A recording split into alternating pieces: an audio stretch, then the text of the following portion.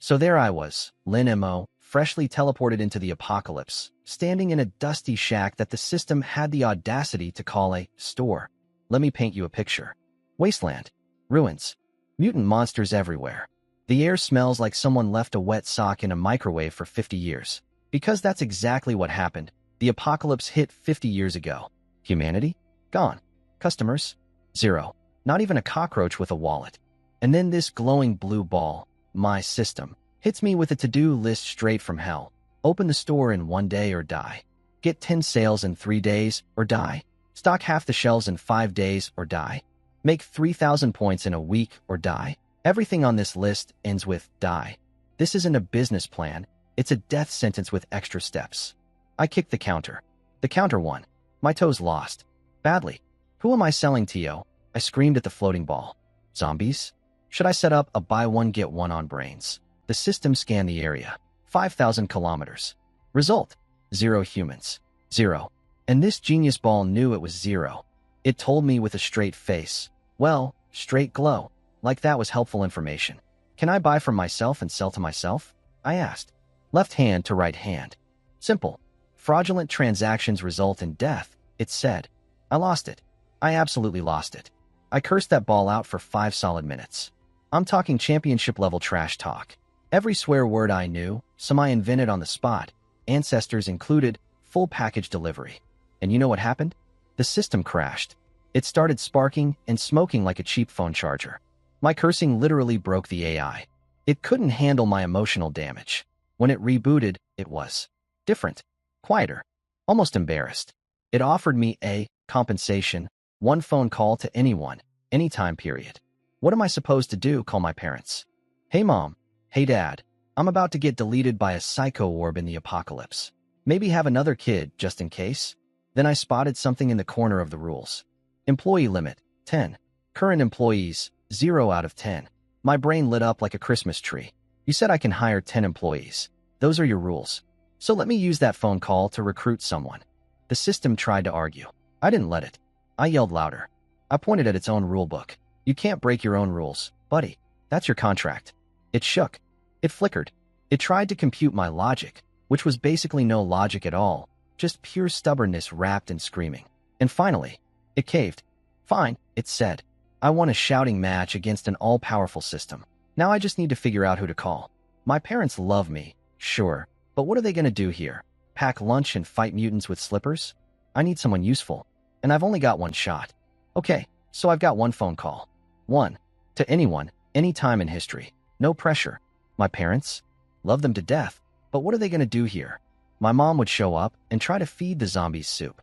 My dad would lecture them about posture. These are not apocalypse-ready people. I need someone with power, real power, armies, resources, the whole buffet. Someone who can snap their fingers and make things happen. And then it hit me, Qi Jingyang. Basically the most powerful man in the country. Military background, iron will, commands entire nation's worth of resources. He's my guy? But here's the tiny problem.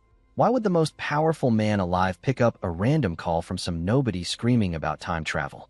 He'd think I'm a scammer. He'd trace my number and send a SWAT team to my house. Except I don't have a house anymore, because it's been rubble for 50 years. I needed a hook. Something so shocking, so impossible to fake, that he'd have to believe me. Then I remembered. Everyone in the country knew about it. His wife died during childbirth. Complications, blood loss, contaminated blood bags. The whole tragedy. It was the one thing that haunted this man forever. So I did something absolutely insane. Connect me to Qi Jingyang, I told the system. Timing. 10 seconds before his wife's emergency. The system flashed a warning about changing history. Butterfly effect this, timeline that. Do I look like I care about butterflies right now? Connect me. It connected.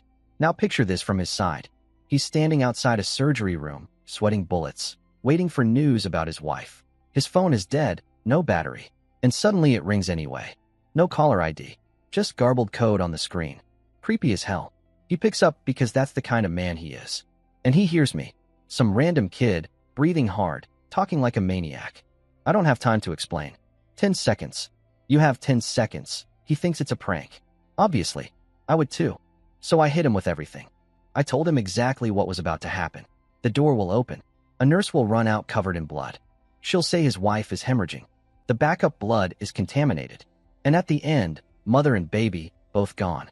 I got all these details from the system beforehand. Shamelessly begged that glowing ball for the full report. Because my version of the story was basically, something bad happened, wife died, very sad, not exactly convincing. He's furious now. Thinks I'm cursing his family. His voice goes sub-zero, full military commander mode. I don't flinch. 5 seconds. 4, 3, 2, 1, right on cue. Like the universe itself was reading my script, the surgery door swings open. A nurse stumbles out, drenched in blood, mask hanging off her face, practically crying. Emergency. Hemorrhage. The blood supply is compromised. Word. 4. Word. Exactly what I said. Qi Jingyang is standing there, frozen solid, phone still glued to his ear, brain doing a complete factory reset. And that's when I delivered the line. The one shot I had to flip this whole situation. So, do you believe me now? Dead silence on the other end. Just breathing.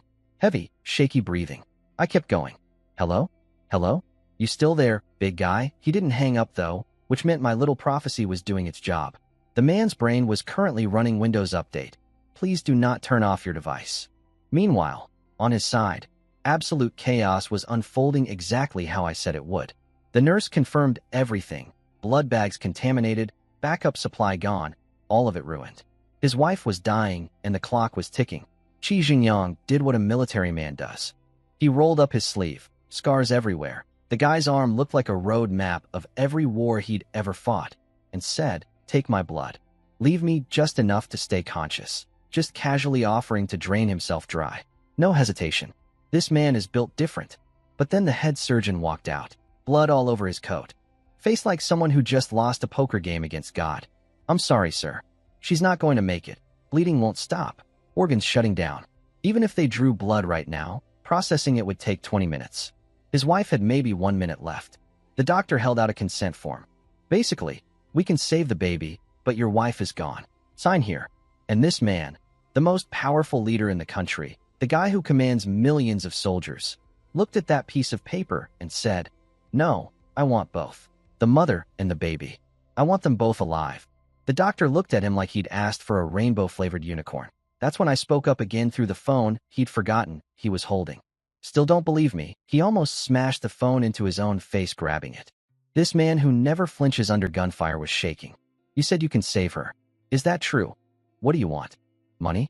Power? My life. Take it. Just save her." The most powerful man in the country, offering me his entire existence on a silver platter. And what did I do? I walked over to my dusty little shelf and grabbed the cheapest item in the store. A basic health potion, beginner life serum, bottom shelf garbage in my world. Made from mutant monster blood. Literally the store-brand knockoff of medicine. But 55 years in the past, this thing was liquid miracle. "System," I said to the glowing ball. "Send this to him." The system started whining. "This doesn't comply with regulations. Send it, or I swear on everything." Okay. So aggressive. Can't you just ask nicely? Rude carbon-based creature. The system was literally pouting. An all-powerful interdimensional AI was giving me attitude like a teenager who got yelled at for not doing dishes. But it did the job anyway. The syringe vanished from my hand. Delivered straight into Qi Jingyang's left chest pocket. Like Amazon Prime, but across time and space. I picked up the phone. "Check your left pocket." On the other end of the phone, I could hear everything going down. The doctor was begging Qi Jingyang to sign the form. Pick one, mother or baby.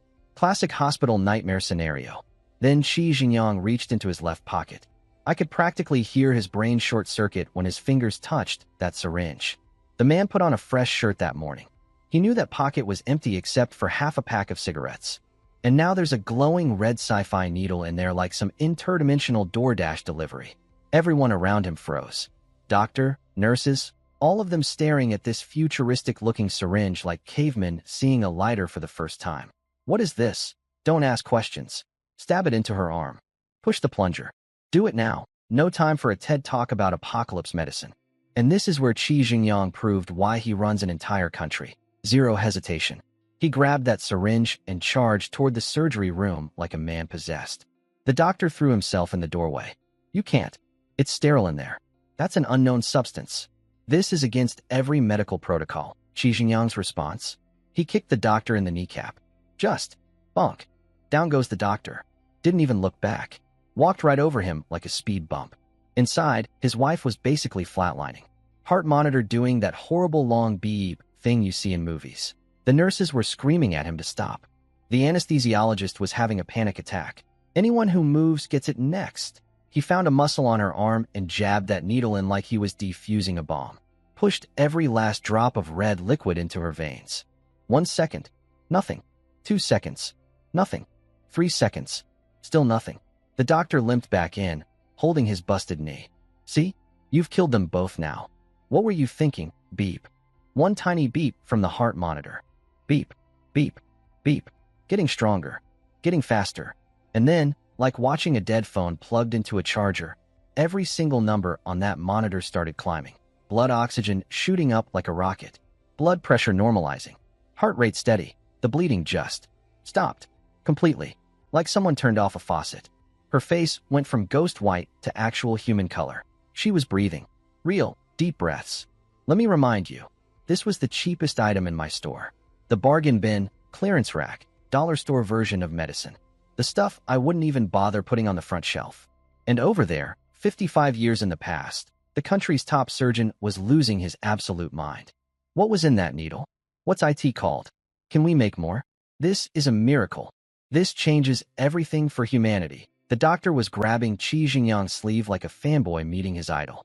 The man went from, "You're killing my patient," to, "Please give me more of that," in about 4 seconds flat. Qi Jingyang ignored him completely. Just stood there, touching his wife's face as color came back to her cheeks. The man who commands armies, who never trembles, was standing there with wet eyes watching his wife come back from the dead. Then the doctor remembered. Oh yeah, the baby is still in there. Cue panic round 2. Everyone scrambled back into position, sterilized, masked up, and got back to work. Qi Jingyang stepped out into the hallway, picked up the phone he'd been gripping this whole time, and heard my voice. So, believe me now? 2 words came back. Quiet. Heavy. Like a man who just watched the impossible happen. I believe you. Music to my ears. The most powerful man in the country now owes me a favor, and his wife is alive because of my store's equivalent of a gas station energy drink. Not bad for my first sale. Qi Jingyang locked himself in a private office, lit a cigarette, and finally talked to me like a civilized human being. Which was nice, considering 5 minutes ago he was kicking doctors and screaming at nurses. Sorry for the wait, comrade. Now who are you? Deep breath. Here goes nothing. Hi, I'm Lin Mo. I'm from 55 years in the future. Silence. Just the sound of a cigarette slowly burning. I could practically hear the man's brain cells having an emergency board meeting. To his credit, he didn't hang up. If someone told me they were a time traveler, I'd have already called the cops. But this guy just watched his dead wife come back to life from a mystery syringe that teleported into his pocket. His weird stuff tolerance was at an all-time high. Proof, he said. Fair enough. The syringe wasn't enough? That proves good medicine. Not time travel. Could be some secret lab somewhere. Okay, this guy was sharp. I'll give him that. Even after witnessing a literal miracle, he's still thinking like a chess player. No wonder he runs the country. Then he asked the golden question. Why do you need him? Why help? If you're from the future, shouldn't everything be better? More advanced? You've got drugs that raise the dead. Why are you calling backwards in time like some kind of desperate refugee? I laughed. Not the funny kind. The kind where you're so exhausted that your body just makes the sound on its own. 55 years in the future? I said. There is no future. There is no country. There is no civilization. It's all gone. I heard his chair crash to the floor. The man literally jumped out of his seat. Impossible, he shouted. Full volume. The guy who keeps calm under artillery fire was yelling at me through the phone. I get it. Imagine someone calling you and saying, "Hey, your entire nation? Wiped out. Everyone you know? Dead. Everything you built? Rubble." You'd flip a chair too. It's not a war, I told him. It's not another country. It's not politics. It's monsters. Endless monsters. Like locusts covering the sky. 5 years from now, they show up. The apocalypse begins. Every weapon humanity has, missiles, tanks, bombs, barely scratches them. 1 month. That's all it took. 1 month to erase human civilization from the face of the earth. It wasn't a battle. It was a slaughter. A complete, one-sided extermination. Dead silence on the line. Just breathing. Heavy, shaky breathing. You know what's funny? An hour ago, I was cursing out a glowing ball because it wanted me to run a convenience store in a wasteland. Now I'm on the phone with the most powerful man in the country, casually dropping the news that humanity has an expiration date. And the punchline? He actually relaxed a little when I told him I needed something from him. His exact logic was, good. He wants something. People who want nothing are the scary ones. This man trusts a deal more than a gift. Honestly, same. If someone saves your wife for free, that's terrifying. If someone saves your wife and says, okay, now here's what I need, that makes sense. That's business. Business he can work with. So there we were. Me, sitting behind a dusty counter in a dead world. Him, chain-smoking in a locked office 55 years in the past. Two guys on the weirdest phone call in the history of phone calls. And I just told him the world was ending. Fun times. Qi Jingyang asked the million-dollar question, if everyone died, how are you alive? Funny story, I said. I'm not. I died too. A monster the size of a building slapped me like a mosquito, turned me into human paste. Then I woke up 55 years later in a crappy convenience store. You know, normal Tuesday stuff. Then he hit me with the real brainbuster. If the future is a wasteland, where'd you get that miracle drug? Fair point. If civilization is toast, who's running the pharmacy? So I told him the truth. All of it. The system, the store, the magic inventory, everything. I figured lying to a man who survived wars and runs an entire nation was probably a bad career move. This guy has eaten more lies for breakfast than I've eaten actual breakfasts. It's like a system. Think of it as a cosmic vending machine that gave me a store. I sell stuff, I earn points, I unlock better items, including weapons that can actually fight the monsters. What is a system? He asked. Dead serious. The man genuinely did not know. I paused. How do you explain web novel logic to a 50-year-old military commander? Do you read novels?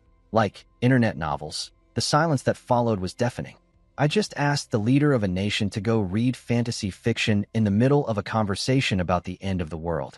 Real smooth. Lin Mo, truly your finest moment. But here's the thing about Qi Jingyang. The man is adaptable. He didn't laugh. He didn't hang up. He just moved on. At my level, I've seen things normal people can't comprehend. Basically his way of saying, I'll accept your weird magic nonsense because I've seen weirder. Then he said the words I'd been dying to hear. I'm willing to believe you. Not because of my amazing explanation skills. Not because my story made any logical sense. But because I saved his wife. Simple as that. Facts beat arguments every time. I nearly collapsed. My whole body just gave out against the counter like a puppet with cut strings. For the first time since waking up in this nightmare, someone believed me. Someone with actual power. I felt like a drowning man who just grabbed a life raft. Thank you, I managed. My voice came out like sandpaper. Very cool. Very heroic. He shifted to business mode immediately. You said you're in danger. What's the situation? So I painted him the picture. Outside my store, monsters the size of small mountains, casually strolling through the ruins. Every step shakes the ground. But there's a magical barrier around the shop keeping them out, so I'm safe as long as I stay inside. So monsters aren't the problem? Nope. The system is the problem. I explained the insane deadline. One day to open the store, generate revenue, prove my worth to a floating ball of light, or get erased from existence. Not killed, erased. Like a typo on a whiteboard. Just poof.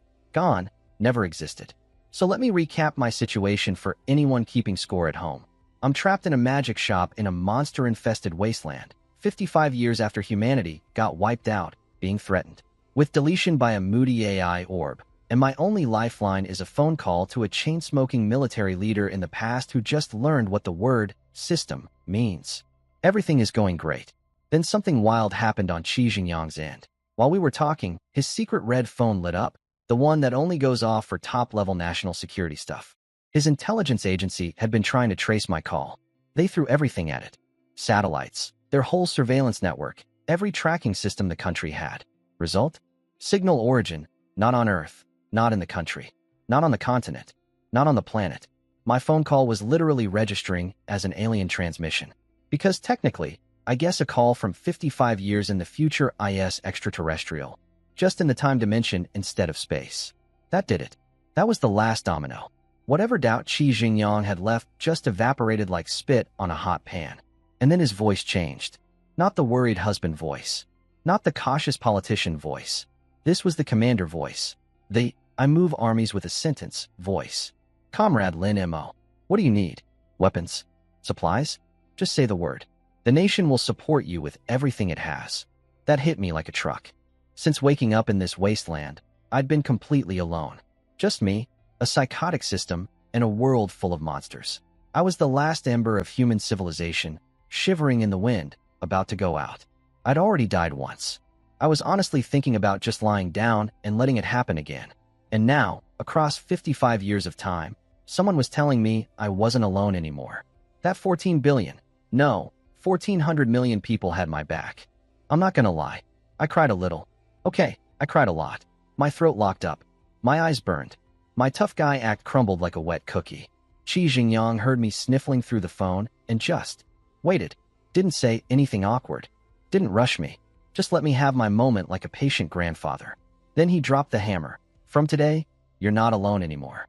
Me and 1.4 billion people will always be behind you. I wiped my face, pulled myself together. No time for feelings.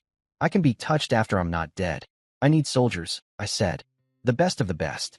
Elite combat skills, iron nerves, survival experts. Guys who could wrestle a bear and win, then field strip a rifle while doing taxes. Qi Jingyang didn't even blink. How many? 100,000? A million? I'll put every military district on standby. Special forces, elite units, the whole menu. I'll flip this country upside down if I have to. This man just casually offered me 1,000,000 soldiers like he was lending me a cup of sugar. 1,000,000 troops dropping into the apocalypse. Can you even imagine that?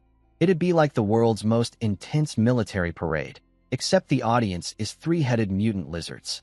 My heart was racing. The possibilities were insane. An entire army, armed to the teeth, storming through the wasteland. Then I looked at my store level. Level 1. Employee limit, 10. 10. Not 10,000. Not 10,000. 10. I need 10. Silence. The longest, most painful silence of my entire life. I could hear his pen screch across the paper. How many? He asked. 10,000. No, buddy. Just 10. Single digits plus 1. The number after 9. The amount of fingers on my hands. I went from, give me an army, energy to, can I borrow a few guys, in about 2 seconds. The man offered me 1,000,000-man war machine, and I came back with a basketball team roster. This is my life now. Not 10,000. Not 10,000. 10. 10. The number you count on your fingers. The silence that followed could have killed a man. Qi Jingyang sounded like someone just told him to invade a country with a water gun. You're telling me, the fate of humanity rests on 10 guys? He tried to talk me out of it. Don't hold back. Don't worry about being a burden. This is bigger than you. Brother, I know. I would love 1,000,000 soldiers. I would love 10 million. But my stupid store is level 1. Level 1. The tutorial zone. The baby difficulty. The system says 10 employees max, and arguing with it is like arguing with a brick wall that can delete you from existence. Then came the moment that almost broke me. Is it like a video game? Qi Jingyang asked. Level up, get more slots. I blinked. You understand that concept? I used to steal vegetables. I'm sorry, what? The supreme military commander of the nation. The man who controls armies. The iron-willed guardian of 1,000,000,000 people. Used to play Farmville. At night. Probably in his pajamas. Sneaking onto his phone to steal virtual carrots from his friends' digital gardens. I needed a moment. Yeah, I said, trying to keep a straight face. Same idea. Level up the store, unlock more people, better weapons, bigger capacity. Good. 10 it is, he said, snapping right back to commander mode. I'll pick from the top special forces units. Every single one will be the best of the best. Then his voice got heavy. Really heavy. But Lin Mo, can they come back? That question hit different. He wasn't just sending soldiers on a mission. These were real people with parents, wives, kids. He needed to know if he was sending them on a one-way trip to die in a monster-filled wasteland. I turned to the glowing ball. Hey, system, answer the man. And don't play dead. I know you're listening. The system flickered with the most offended energy I've ever seen from a ball of light. Excuse me? Am I some kind of shady black market system? Employees have full personal freedom. This isn't a prison. They can leave whenever they want and return to their own time.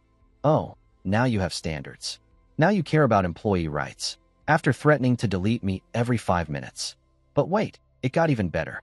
Employees log in via memory copy. If they die, their memories return to their original body. They get 1 free resurrection per day, refreshing at 6 a.m. Additional revivals cost 100 source crystals minimum. So basically, the soldiers can't permanently die. They're playing on immortal mode. Die, wake up, do it again. Like a video game with unlimited continues. Qi Xingyang's brain went into overdrive. I could practically hear the gears smoking through the phone. So it's a Mortal Kombat training. In the actual apocalypse. Against real monsters. And they come back with all their experience. His voice was shaking. Not from fear, from excitement. The man realized he'd just stumbled onto the greatest military training program in human history. Then I had my own realization. Wait, so everyone else gets free respawns. And only I get permanently deleted? The employees get better benefits than the owner. The system spun lazily in the air, dripping with contempt. Is that not standard employee welfare? You people are such unsophisticated bumpkins. I want to fight this orb. Then Qi Xingyang dropped one more bomb. He wanted to keep the apocalypse a secret. Don't tell anyone. Don't warn the public. Not yet. His logic was actually solid. Tell 1 billion people the world ends in 5 years, and you don't get preparation. You get panic. Riots. Chaos. Society collapses before the monsters even show up. Human nature is the one thing you can never trust under pressure. Instead, his plan was genius. Use my store as a secret training ground. Send elite soldiers to the future, let them fight monsters, die, respawn, learn, get stronger. Build up an army of apocalypse-hardened super soldiers. Then, when they've got enough firepower and experience, slowly break the news. Let me borrow your hand, he said, to build our country's strength before anyone knows they need it. So now I'm not just running a convenience store in the apocalypse. I'm running a secret convenience store in the apocalypse that doubles as an interdimensional military academy for elite soldiers preparing for the end of the world. My job description is getting weirder by the minute. Qi Xingyang's plan was solid. Train soldiers secretly, build strength, then tell the world. Smart guy. Problem was, how do you keep a secret when you need lots of people going through the apocalypse meat grinder? People talk. Send 10 soldiers, fine. Send 1,000? Someone's gonna post about it on social media. Just got back from fighting 3-headed zombie dogs in the apocalypse, LOL blessed. And then it hit me. The greatest idea I've ever had. Maybe the greatest idea anyone has ever had. We tell them it's a video game. Dead silence. A game? Yes. A game. We build some fancy-looking pods or VR helmets, slap a government logo on them, and announce it as the world's first 100% realistic virtual reality game. They go in, fight monsters, die, respawn. That's literally just normal gaming. Nobody will question it. I even have the name picked out. Wasteland Era. Or maybe Apocalypse Survival. Something cool. Qi Xingyang went quiet. I could feel him trying to process the sheer audacity of what I just suggested. Take the actual end of the world and rebrand it as entertainment. Would anyone believe that? Doesn't matter if they believe it.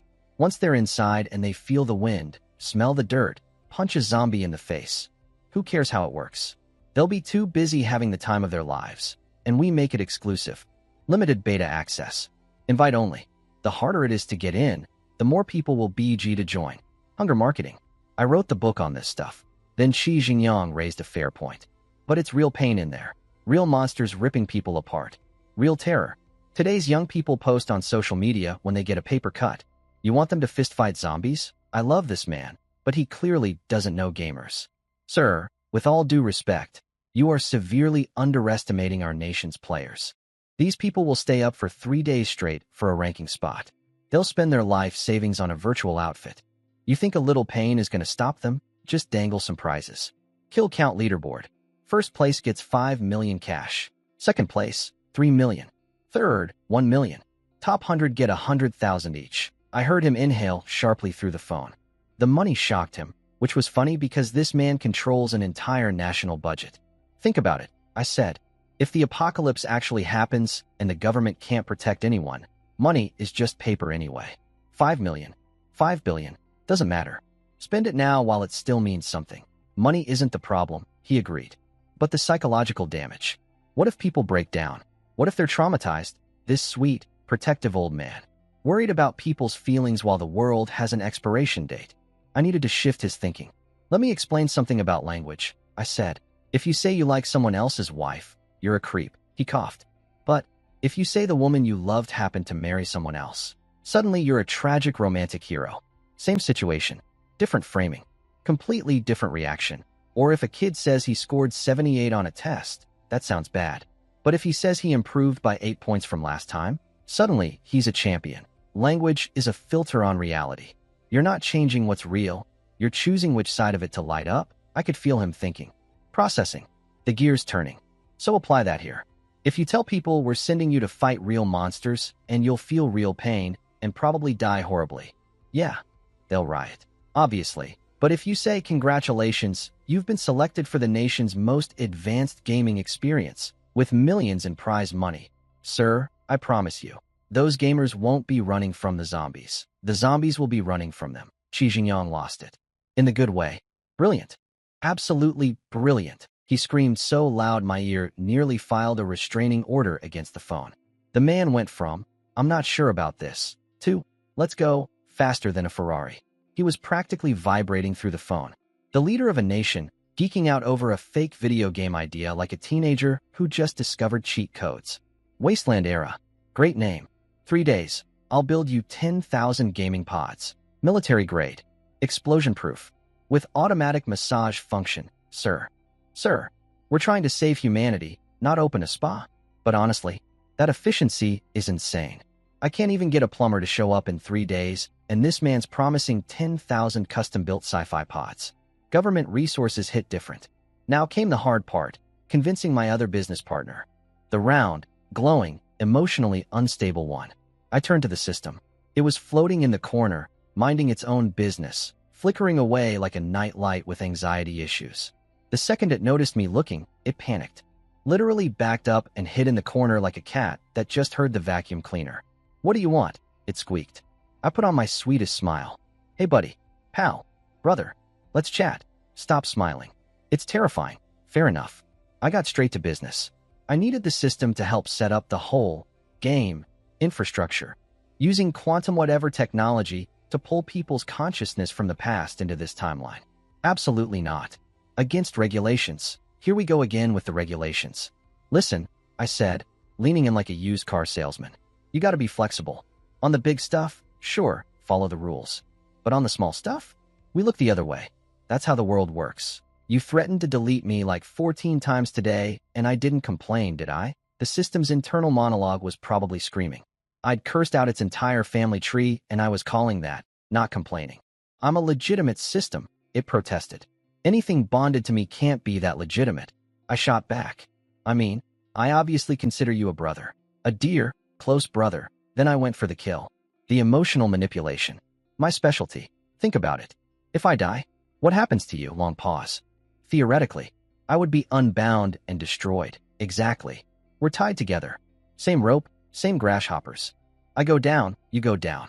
So isn't keeping me alive basically just self-care? The light flickered slower. It was thinking. I had it on the hook.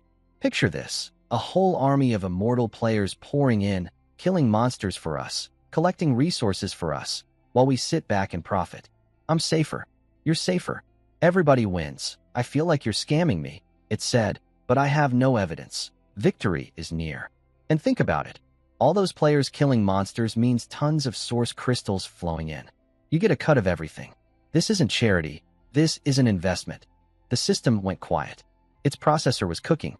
I could almost smell the circuits burning. Then it said the magic words, fine. I can help. But, dramatic pause. It's gonna cost extra. I'm sorry, what? This floating nightlight just tried to upsell me? It learned how to negotiate. When did this happen? I've created a monster. A capitalist, price gouging, money-hungry orb of light. Deal, I said instantly. Put it on my tab. No credit. Think bigger. Once players start flooding in and killing monsters, source crystals will pour in like rain. I'll pay you back double. You're basically getting free money. The system mumbled to itself. Something feels weird about this. But then again, he called me brother. Oh my God, that's what got through. Not the flawless business logic. Not the survival argument. The fact that I called it brother. This interdimensional AI is emotionally starved. Fine. Deal. We have an agreement. And just like that, I successfully peer-pressured an ancient cosmic system into becoming my business partner using a combination of death threats, emotional manipulation, fake brotherhood, and a payment plan I absolutely cannot afford. Entrepreneurship, baby. Qi Jingyang works fast. I'll give him that. Within hours, he had 10 elite soldiers standing in a room. The absolute cream of the crop, handpicked from millions. Every single one a combat machine capable of doing things in a fight that would make action movies look boring. He gave them the speech. This mission concerns the fate of our nation. Not a word leaves this room. Can you handle that? The captain, a guy named Chen Feng, punched himself in the chest so hard I'm surprised he didn't crack a rib. If I leak a single word, may I die 1,000 deaths. The other 9 followed with their own dramatic oaths. Military guys are intense. Then Qi Jingyang pulled out a fancy black velvet box. Inside, 10 bronze rings with weird engravings. Very Lord of the Rings energy. He told them to put the rings on, enter the virtual world, and follow the orders of some guy named Lin Mo. That's me. I'm some guy. They slipped on the rings and, boom, passed out instantly. All 10, dropping like dominoes on the floor. Qi Jingyang stood over their unconscious bodies, saluted them, and whispered, "The future of our nation rests with you." Pretty epic. Wish I could have seen it in person instead of hearing about it later. On my end, what I saw was 10 soldiers materializing inside my dusty little shop like they'd been spat out of a washing machine. They woke up gasping, disoriented, looking around like confused puppies in a new house. And the first thing they did? Snapped into a perfect defensive formation. Back to back, covering all angles. No weapons, no intel, completely lost. And their instinct was still flawless military precision. These guys were the real deal. Then this one soldier, Qin Feng, the quiet analytical type, started testing everything. He knocked on the glass shelves. Knock, knock, knock. He scraped dirt off the floor and rubbed it between his fingers. He was running diagnostics on reality like a scientist examining a specimen. The physics engine is incredible, he muttered. They must have modeled this down to the atomic level. He still thought it was a game. They all did. Then, to confirm his pain simulation theory, he reached over and pinched his teammate Zhou Jian's face. Hard. OWWW. What the? Zhou Jian jumped 3 feet in the air, holding his cheek like he'd been slapped by his mother. Qin Feng nodded calmly. Good. Pain system is also 100% accurate. The technology is remarkable. Then pinch yourself, you psycho. I'm scared of pain. I'm gonna. Zhou Jian lunged at him with murder in his eyes. Chen Feng had to physically separate them like a kindergarten teacher breaking up a playground fight. Focus. We have a mission. They finally noticed me. Sitting behind the counter. Sipping tea. Legs crossed. Watching this whole circus with the biggest grin on my face. I couldn't help it. After being alone in a dead world with nothing but a neurotic light bulb for company, watching 2 grown soldiers wrestle over a pinch was the funniest thing I'd seen in, well, ever. They stared at me. A 20-something kid in casual clothes, drinking tea like I owned the place. Which, technically I did. Chen Feng straightened up and saluted. Are you Lin Mo? I stood up, brushed off my pants. That's me. Zhou Jian whispered to the guy next to him. This game has NPCs? I thought it was supposed to be realistic. He thought I was a non-player character. A computer-generated background decoration. This mountain of muscle looked at me, the owner of this entire operation, the guy who saved their commander's wife, the man holding humanity's last thread of hope, and said, "Is that an NPC?" I chose not to take that personally. "Welcome to Wasteland Era," I said with my best customer service smile. Then I turned to the system. "All right, ball boy, do your thing." 10 holographic screens popped up in front of them. Employment contracts. Terms and conditions. The usual. Just sign this totally normal employment AGR. Cough. I mean, this game registration form. Almost said, selling your soul. Almost. Gotta watch my mouth. Chen Feng scanned the fine print. Something about, all consequences are your own responsibility, and all rights reserved by the Myriad World's General Store. And without hesitation, all 10 of them slapped their palms on the screens. Contract signed. Status. Employees of the Myriad World's General Store. 10 employees. 10 elite, immortal, badass soldiers now working in my crappy little apocalypse shop. I finally have a staff. The store is open for business. Contracts signed. Employees acquired. Time to be a boss. I put on my most professional store manager face and gave them their first mission. Go outside. Kill 1 zombie. Bring the body back. Preferably in 1 piece. Simple, right? Like a tutorial quest. Kill 1 rat. Return to NPC, except the rat is a walking corpse, and the NPC is me, a guy who's secretly terrified his entire staff is about to die on day 1. I gave them the safety briefing. Pain is 100% real here. Death feels real. You respawn once a day for free. So maybe don't treat this like a speed run. Zhou Jian, the big guy who got his face pinched, shivered and rubbed his cheek. Still traumatized. Poor man.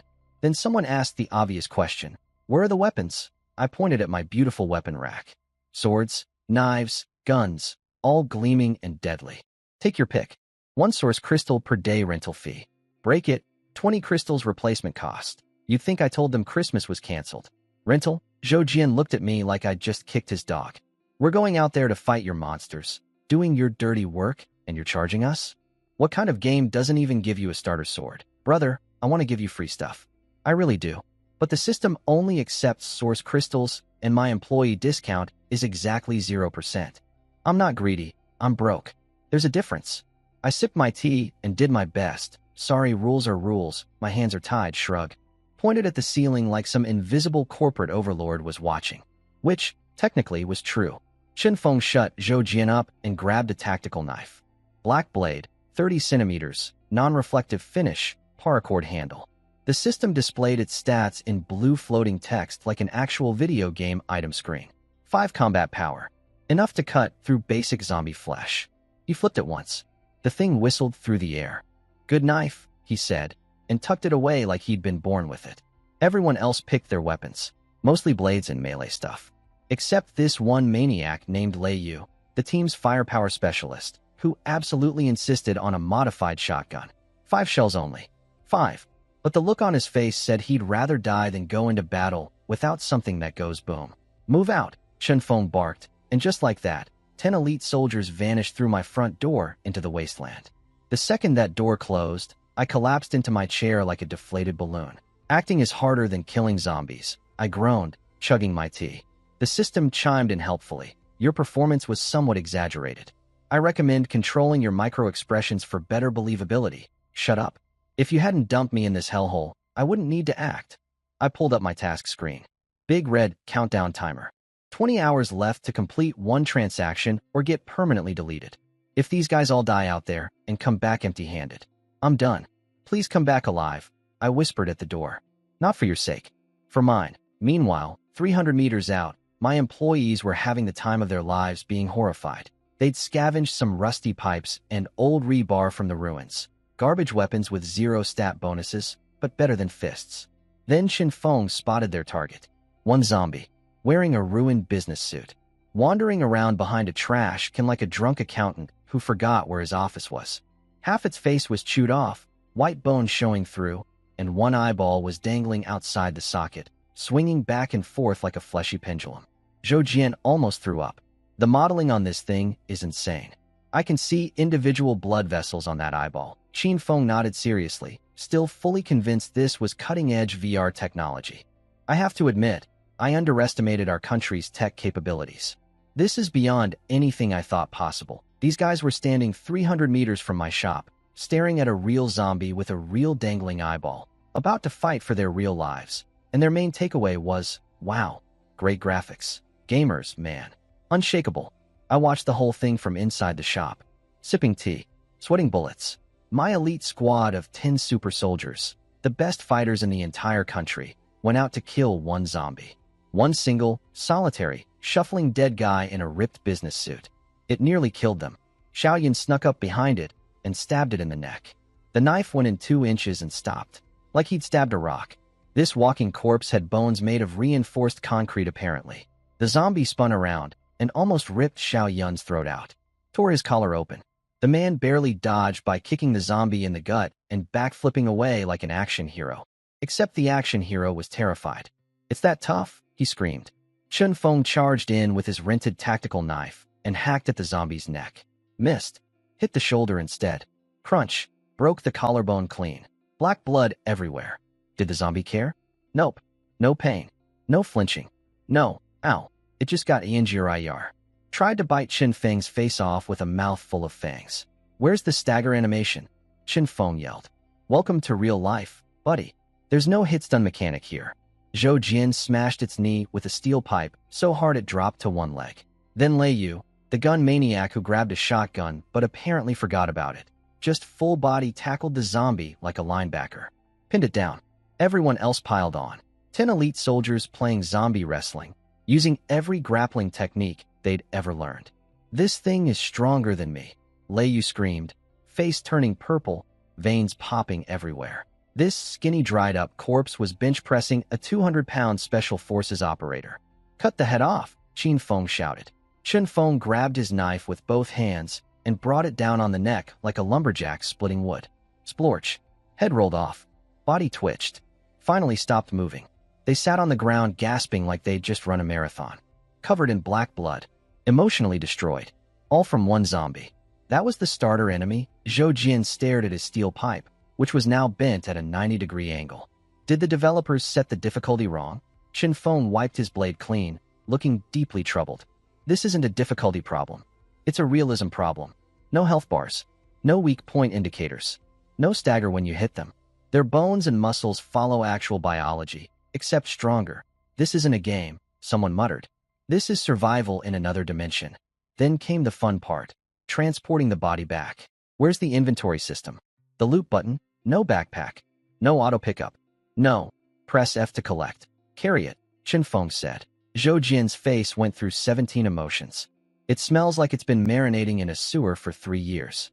And you want us to carry it? Lei threw the headless corpse over his shoulder like a sack of rice. Because of course he did. The man who tackles zombies doesn't complain about carrying them.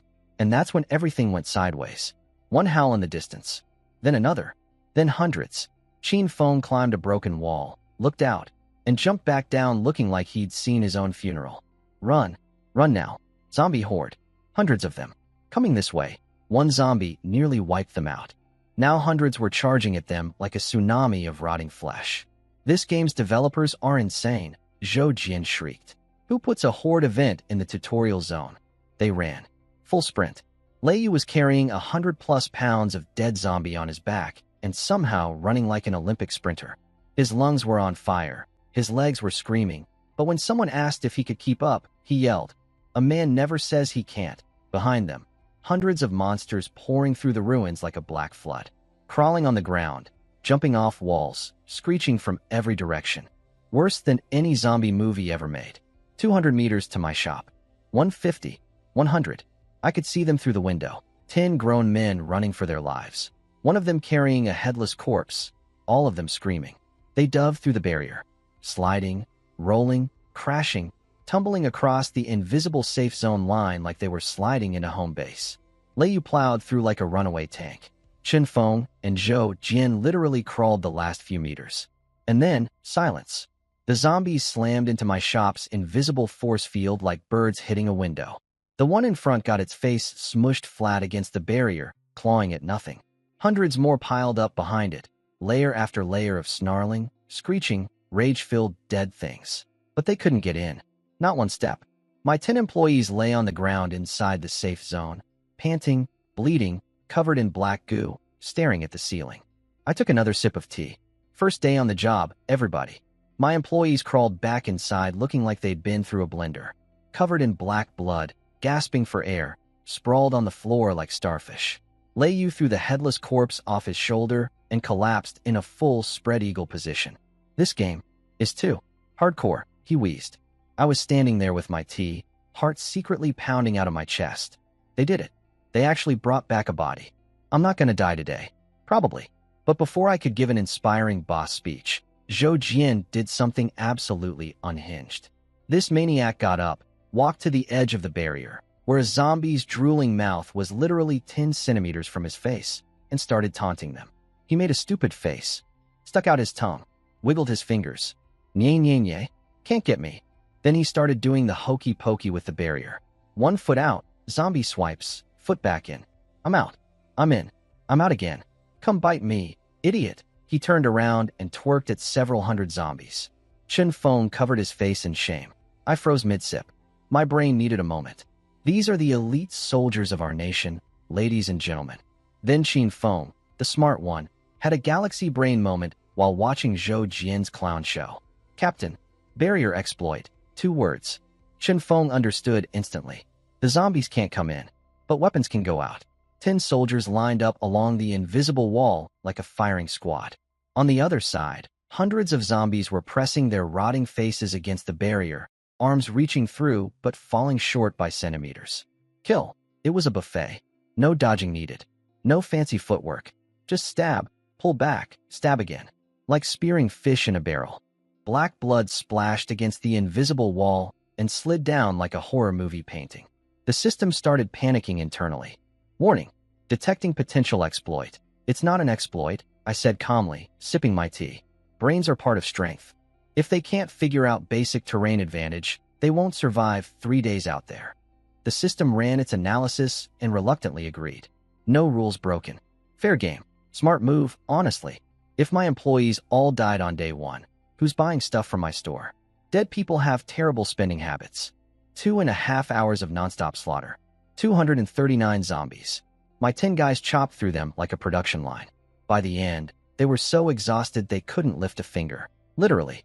10 grown men melted into puddles on the ground. But Zhou Jian, bless his psychotic heart, was grinning. That was amazing, he held at the sky. Every hit felt real. This game is incredible. He held up his shaking hand, blood seeping from his torn-up palm, and looked at it like it was a trophy.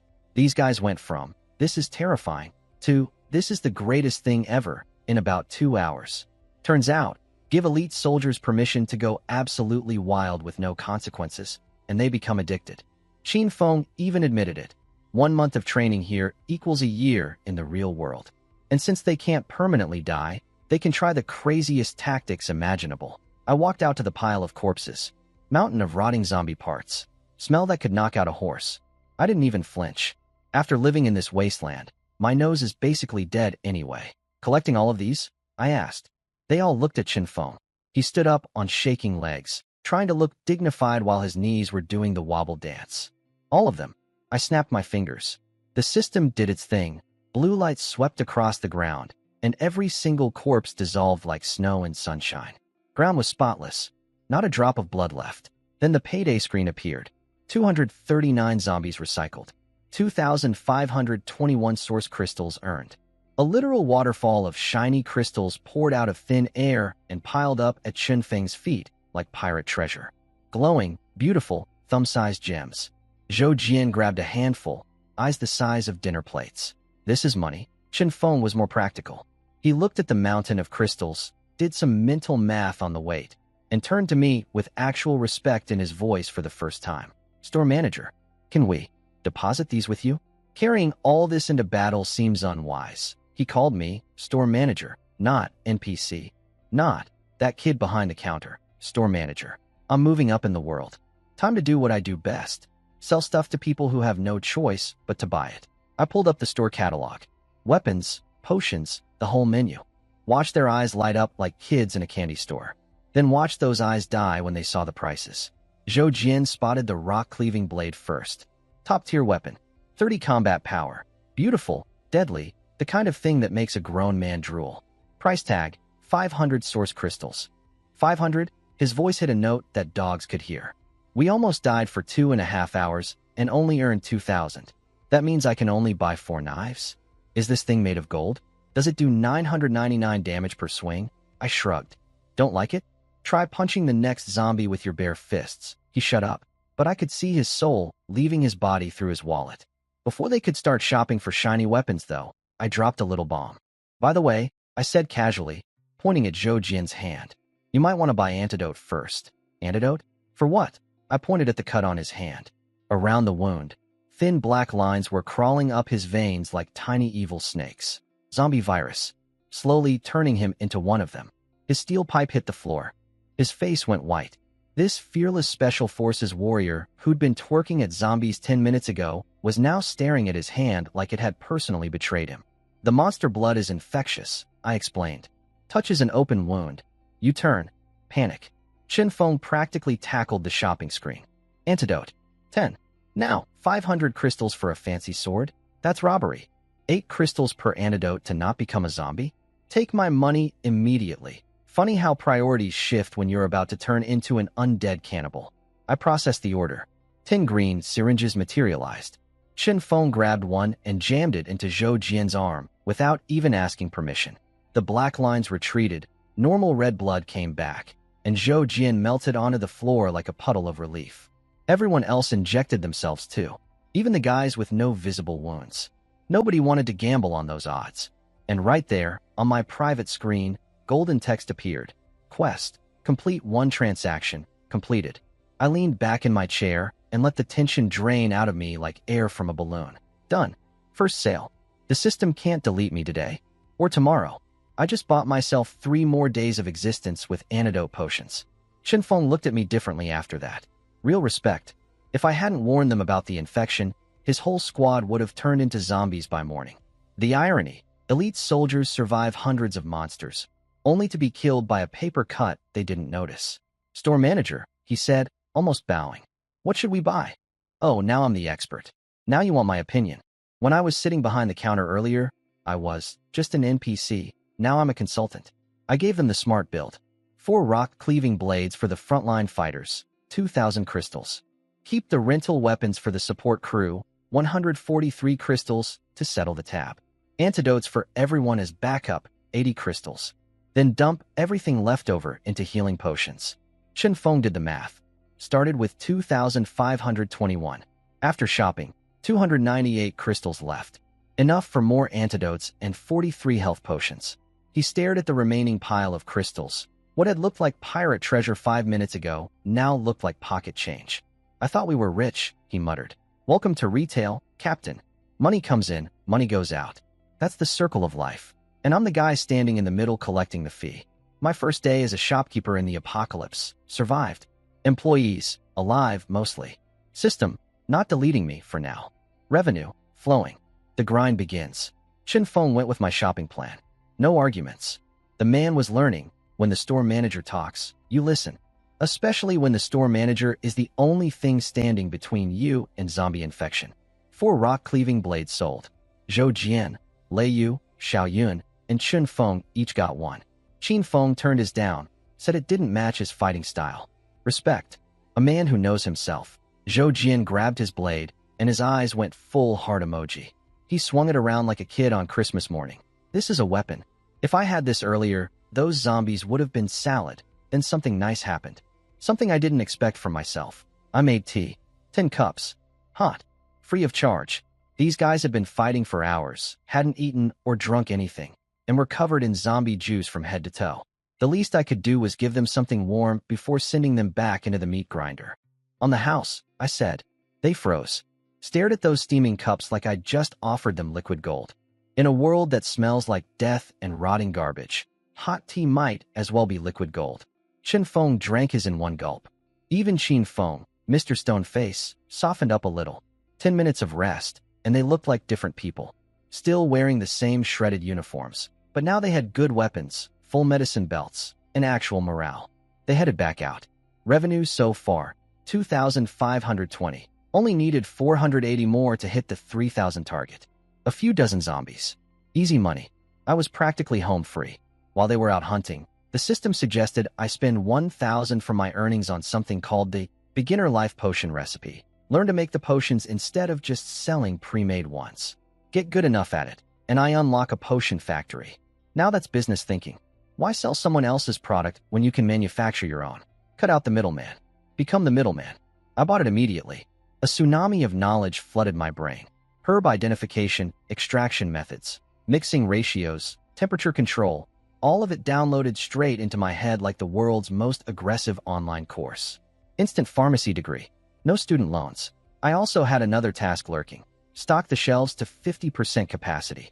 Most of my store was embarrassingly empty, like a convenience store after a hurricane. I needed to craft stuff myself to fill it up, but I was feeling good. Tea in hand, recipe in brain, money coming in. Things were looking up. Then my employees went back outside. Zhou Jian was leading the charge, twirling his new blade like a show-off, grinning ear to ear. Captain, with this baby, I could split a mutant tiger in half. Bring it on. Nothing can, SPLCH. The softest, wettest sound I've ever heard. Zhou Jian stopped talking. Looked down. There was a hole in his chest. A hole. Big as a bowl. Front to back. You could see through him. His heart was just gone. In its place was a long, pink, wriggling tongue. Something's tongue. Punched straight through his body from God knows where. Nobody moved. Nobody breathed. The guy who'd been trash-talking zombies 1 second ago now had a window where his chest used to be. The tongue retracted. Zhou Jian didn't even scream. His body flew backwards like a rag doll yanked on a string and vanished into the darkness. Just like that. Gone. The guy with the big mouth, the stupid jokes, the zombie taunting, the face-pinching grudge, snatched away in half a heartbeat by something none of us even saw. That new sword he was so proud of, still in his hand when he disappeared. 500 crystals. Gone. I really should have sold him insurance. And just like that, Zhou Jian was gone. 1 second he was swinging his new sword around like a show-off, bragging about how he could split a mutant tiger in half. Next second, a tongue punched through his chest from behind. A tongue. Not a claw, not a fang. A tongue. His heart just wasn't there anymore. Replaced by a giant pink worm of muscle that retracted faster than a tape measure, yanking his whole body into the darkness like a rag doll on a fishing line. Everyone scrambled back behind the safe zone, tripping over each other, pure panic. Then we saw what did it. A chameleon. A chameleon. Except this one was the size of a freight truck, covered in color-shifting scales, clinging to the side of a ruined building like the world's worst gecko. It had been invisible the entire time, just sitting there, waiting. And Zhou Jian walked right past it like a buffet delivery. It chewed him up, we could hear the bones crunching, and swallowed him whole. Then it licked its lips, glanced at us with one of those creepy rotating eyeballs like, dessert, and vanished back into thin air. Gao Yuan, the medic, threw up everything. Tea, stomach acid, dignity, all of it on the ground. Is this really a game? Someone whispered. Nobody answered. Because what do you say? Don't worry, the giant invisible chameleon that just ate our friend is just pixels. Even Qin Feng, the smartest guy in the group, was clenching his fists, trying to convince himself. It's fine. Just a game. He'll respawn tomorrow. His voice said, fine. His face said, I will never sleep again. Qin Feng didn't flinch. Cold as ice. We don't have crystals for instant revival. He waits until tomorrow's free reset. We keep moving. Brutal? Yes. Correct? Also yes. Welcome to Apocalypse Economics. Your best friend just died, but you can't afford the respawn fee, so you file it under tomorrow's problem and keep grinding. They switched directions, away from the invisible murder lizard, and explored the opposite streets. Ruined buildings, skeleton cars, dust and decay everywhere. Standard post-apocalypse interior decorating. Then something cool happened. A notification popped up for everyone. Remote recycling function. Unlocked. Basically a built-in pawn shop. Touch something valuable, the system scans it, and if it's worth anything, poof, it teleports to my store and deposits crystals into their account. Han Bing, the glasses-wearing nerd, tested it first. Picked up a reddish rock from the ground. Low-grade iron ore. Value. 5 crystals. He touched it. It vanished. His balance went up by 5. Everyone's fear evaporated like morning dew. Suddenly these soldiers weren't in a death wasteland anymore. They were in a treasure hunt. Picking up rocks, old plants, random debris, anything the system flagged as recyclable. Like kids at an Easter egg hunt. Except the eggs are minerals and the bunny is a truck-sized chameleon that eats people. 10 minutes of scavenging. 30-ish crystals each. Not huge money, but completely risk-free. No zombies punched. No tongues through anyone's chest. Then Qin Feng spotted movement ahead. 3 mutant dogs at a crossroads. The size of calves, rotting skin, teeth sticking out everywhere. Combat power, 41 each. Compared to that invisible chameleon of death, these were puppies. Do we fight? Lei Yu asked, already gripping his sword like a man who needed to kill something after watching his buddy get eaten. We fight, Qin Feng said. He started assigning positions. Lei Yu, left flank. Xiaoyan right. Me and Zhou, he stopped mid-sentence. Zhou Jian, the guy who'd usually be first in line, screaming something stupid and charging in with his bent steel pipe. Currently being digested inside a chameleon. Me and Qin Feng, frontal engagement.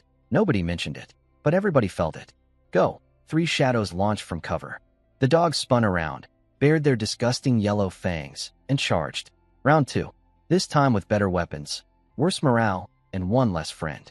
And somewhere back in my shop, I was watching my revenue counter tick upward, trying not to think about the fact that my 500 crystal sword was currently dissolving in a lizard's stomach. Should have sold him the extended warranty. My guys were on a roll after that. The mutant dog fight lasted 10 seconds. 10. Those 3 monster dogs that would have made a normal person soil themselves? Sliced up like deli meat. Lei Yu went first, charged straight at a dog the size of a calf, didn't dodge, didn't flinch, just brought that rock-cleaving blade down like a guillotine. Dog head went flying. Black blood everywhere. Good sword, he screamed, grinning like a maniac. This man just discovered his love language, and it's decapitation. Xiao Yun handled the second one with surgical precision. Dodged the bite, slashed the belly, and suddenly the dog's insides were its outsides. Elegant. Disgusting. Effective. Chen Feng and Qin Feng tag-teamed the third. Chen Feng sliced its jaw clean off, then Qin Feng skewered its brain through the eye socket with a sharpened piece of rebar. Kicked the corpse into a wall for good measure. 10 seconds. 3 dead dogs. 0 injuries. This is the power of spending money, Lei Yu shouted. He's not wrong. Those swords cost me. Well, cost them a fortune. But the return on investment was undeniable. Without those blades, that fight would have been a bloodbath. With them, it was a cooking show. Han Bing checked the loot. Dog meat. Toxic. Can't eat, can't sell. But the fangs and claws? Material grade. Recyclable. 18 crystals total. Not much. But the principle was everything.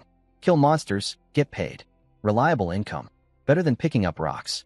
Chen Feng looked at the number, looked at the dark streets ahead, and said the most terrifying words a squad leader can say. We're not sleeping tonight. My man chose grind mode. I respect it. Meanwhile, on the other side of time and space, something interesting was happening. Zhou Jian woke up. He shot out of bed like a man who'd just been electrocuted. Gasping, clutching his chest, pawing at the spot where a giant tongue had punched through him like a fist through wet paper. Nothing there. No hole. No blood. Not even a scratch. Smooth, warm, perfectly intact chest. But his brain still remembered everything. The cold, slimy feeling of that tongue going through him. The sensation of his blood draining out. The darkness closing in as his consciousness faded. All of it burned into his memory like a brand. He was sitting there, staring at his own hands, shaking, when he heard a voice. Awake, Qi Jingyang. Sitting in a chair beside the bed. Calm as a lake. Reading a tablet like he was checking his morning email. Zhou Jian nearly fell off the bed trying to salute. Sir, Qi Jingyang didn't even look up. How do you feel? Physically fine, sir. His face was still twitching involuntarily. Totally fine. Nothing to see here. Just a man who experienced death and came back from it, and is completely normal about it. Tell me about Wasteland Era. Zhou Jian swallowed hard. Tried to organize his thoughts. Opened his mouth. Real. That's all he got out. One word. Then silence. That's it? It's so freaking real, sir. He caught himself cursing in front of the Supreme Commander and clamped his mouth shut. Qi Jingyang waved it off. Don't filter yourself. I want raw reactions. Permission to curse granted. Zhou Jian unleashed. Every VR game I've ever played is garbage compared to this. This isn't data. This isn't code. This is a whole other world. The air smells like sulfur and rotting meat. It burns your lungs. When you get hurt, you feel your skin tearing, your blood vessels popping, your life force draining away. He paused. Touched his chest again. Long-term training in there. Could produce something incredible. What he didn't say out loud. Anyone with a normal mental state would lose their mind in there. He nearly did. And he's literally one of the top soldiers in the nation. Qi Jingyang listened quietly, tapping his tablet. Not reacting. Just absorbing. Because he knew something Zhou Jian didn't. It wasn't a game. It was never a game. That was a real world. Real monsters. Real death. This kid sitting in front of him had genuinely, actually, no takebacks died. Got eaten by a chameleon the size of a truck. And now he's back, whole and healthy, thinking it was just really impressive graphics. What about results? Qi Jingyang asked, cutting to what mattered. 521 source crystals earned before I disconnected. That's one way to say, got my heart ripped out by a tongue and was swallowed whole. Disconnected. Like his Wi-Fi went out. Gamers really do have a word for everything. Back on Qi Jingyang's side, Zhou Jian was giving his after-action report. Sitting on a bed, very much alive, very much traumatized. How did you die? Qi Jingyang asked, casual as someone asking about the weather. Zhou Jian looked embarrassed. Not about dying stupidly. I didn't even see what killed me. I felt a breeze. Then my chest was cold. I looked down and there was a pink ribbon with little barbs on it, going through me. Then lights out, pink ribbon, through the chest, from something invisible. Qi Jingyang filed that away in his brain like a man who catalogs nightmares for a living. He stared out the window at his beautiful, peaceful, brightly lit city. Cars, lights, people living normal lives. And somewhere, 55 years ahead, This exact spot was a graveyard full of monsters that could one-shot elite soldiers. You didn't fail, he told Zhou Jian. You brought back intel. The monsters can be killed. That means there's hope. Then he gave him his orders. Rest. Be online at 6 a.m. sharp. And help that store grow. Meanwhile, I was having a wonderful evening. While my employees were out there fighting for their lives, I was in the back room playing chemistry teacher. The system sold me that potion recipe, and now I had to actually make the stuff. Sounds cool, right? Like a video game crafting system? It's not. First attempt, exploded. Second attempt, exploded. Third through 10th, various flavors of explosion. Each failure burned through 3 source crystals worth of materials. Monster blood protein, 30 crystals a bottle. Clotting herbs, 13 crystals per stem. Every failed potion was basically lighting money on fire. I stood there at my little table with a test tube over an alcohol lamp, hands shaking, watching my life savings bubble and burn. Attempt 11, explosion. Attempt 12, explosion. Attempt 13, success. 1 potion. Cost to make, roughly 4 crystals. Sells for 5. Profit margin of 1 crystal. I'm basically running a lemonade stand at the end of the world. But I kept going. Hour after hour. My hands got steadier. My success rate climbed from pathetic to decent to actually pretty good. By dawn, I'd burned through 1,521 source crystals and produced exactly 103 potions. Worth 515 crystals at retail price. I lost over 1,000 crystals in one night. Investment in the future, I told myself, trying not to cry. Then I looked at the clock. 5:50 a.m. 10 minutes until the free daily resurrections. And nobody was back. I looked out the window. Empty wasteland. No movement. Nothing. Don't tell me they all died. Then I spotted them. 4 black dots in the distance. Moving fast. Well, fast is generous. More like stumbling aggressively. For people. Out of 9. Chen Feng was in front. Arm wrapped in bloody bandages. Carrying a chipped sword in one hand and dragging Lei Yu with the other. Lei Yu, the big tough tank guy, looked like he'd been through a car wash full of blood and gunpowder. Half his body was red, face black with soot. Behind them, Zhao Yunfeng and Han Bing, looking like refugees from the world's worst camping trip. 10 went out. 4 came back. And those 4 looked like they'd crawled out of a garbage disposal. They didn't walk through my door. They fell through it. Collapsed on the floor like bags of wet laundry. So let me tally up the night shift. 6 employees dead, temporarily. 4 barely alive. 1 owner who just lost 1,000 crystals learning how to make cough syrup. And somewhere out in the wasteland, a truck-sized invisible chameleon was picking its teeth. Employee retention in the apocalypse is rough. My employees crawled through the door looking like they'd lost a fight with a lawnmower. I gave them water because I'm a generous boss. Also because dead employees can't buy things. Lei Yu collapsed on the floor. Chen Feng dragged himself to the counter, wiped blood off his face, and said the most beautiful words a shopkeeper can hear. I want to buy stuff. Music to my ears. But then he said something that nearly gave me a heart attack. 8 rock-cleaving blades. 8. At 500 crystals each. That's 4,000 crystals. Yesterday, they could barely afford 4. You sure? I asked. No credit. Cash only. Chen Feng pulled up his account balance. 15,312 source crystals. I almost dropped my tea. 15,000. One night. These guys made more money in a few hours than I'd make in a week. Did you ROB a boss monster? Lei Yu grinned from the floor, wincing because smiling hurt. Nah. Luck. Turns out they stumbled onto 2 massive monsters. One was a giant meatball covered in tentacles, the other a bus-sized spider with spiked legs, beating the absolute crap out of each other. Territory dispute. Kaiju boxing match. Both bosses brought armies of minions that got shredded in the crossfire. My guys, they hid in a ditch. Like cowards. Brilliant cowards. When both bosses limped away, the battlefield was covered in dead minions. Source crystals everywhere. They just walked around picking up free money like it was Easter morning. We picked up crystals until our hands were sore, Lei Yu said, beaming. These idiots accidentally invented the greatest military strategy of all time. Hide in a hole and let the monsters kill each other, then loot the bodies. Chen Feng placed his order. 8 swords, plus all my health potions. Every single one. How many potions is that? I checked. 1,862. My entire night of brewing. Every failed attempt, every burned crystal, every aching muscle in my wrist, bought in one transaction. I spent all night crafting like a medieval pharmacist, and this man just swept the shelf clean like he was at Costco. Can you carry all that? I asked. Shenfeng didn't answer. Instead, he and two others looked at each other, smiled, and stabbed themselves in the heart. Right there, in my shop, 3 grown men just casually committed suicide in front of my counter. What the? I understood immediately. These psychos figured out the system. It was almost 6 a.m., free resurrection time. Why waste health potions healing injuries when you can just die and come back at full health for free? They killed themselves to save a few potions. Han Bing, the only one who didn't stab himself, stayed behind to guard the merchandise. Someone has to watch the stuff until they respawn, he said matter-of-factly. 3 corpses on my floor. Blood everywhere. One calm nerd sitting among them, checking inventory. This is my shop now. This is normal. 6 a.m. On the dot. The corpses dissolved into sparkles. The blood vanished. The floor cleaned itself. And then, poof, 9 people materialized at my front door.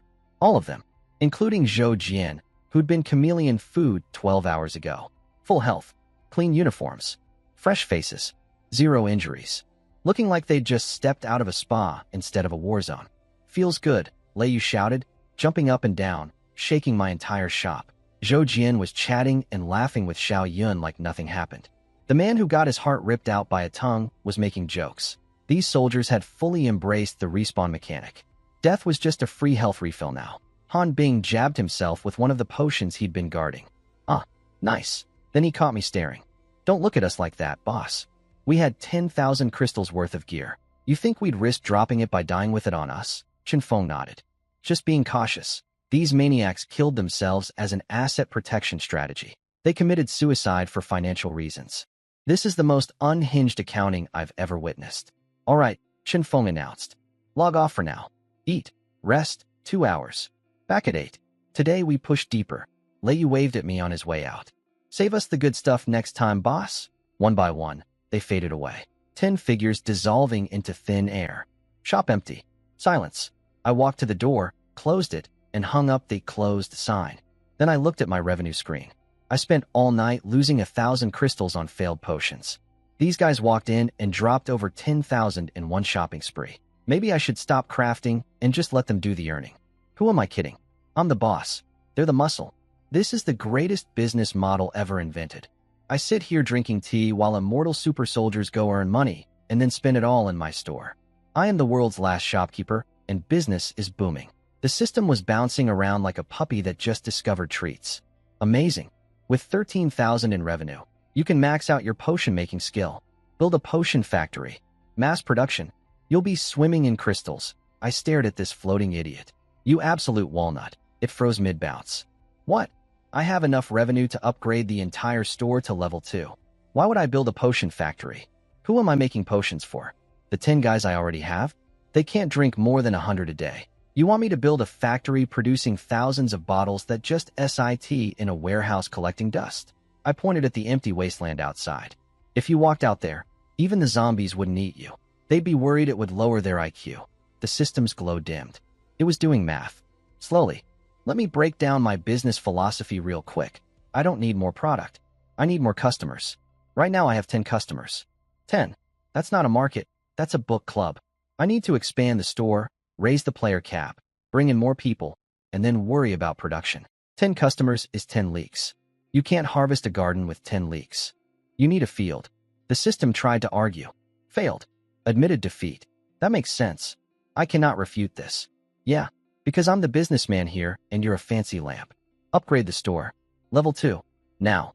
Cost. 10,000 source crystals. Every last coin from tonight's insane shopping spree. The whole building shook. White light exploded from the floor. Walls moved. Space stretched. It sounded like reality itself was getting renovated. When I opened my eyes, wow, my crappy 30 square meter shack had become an 80 square meter actual store. Real metal shelves instead of those wobbly wooden death traps. Longer counter. 2 extra checkout windows. A proper workshop in the back. Even a small warehouse.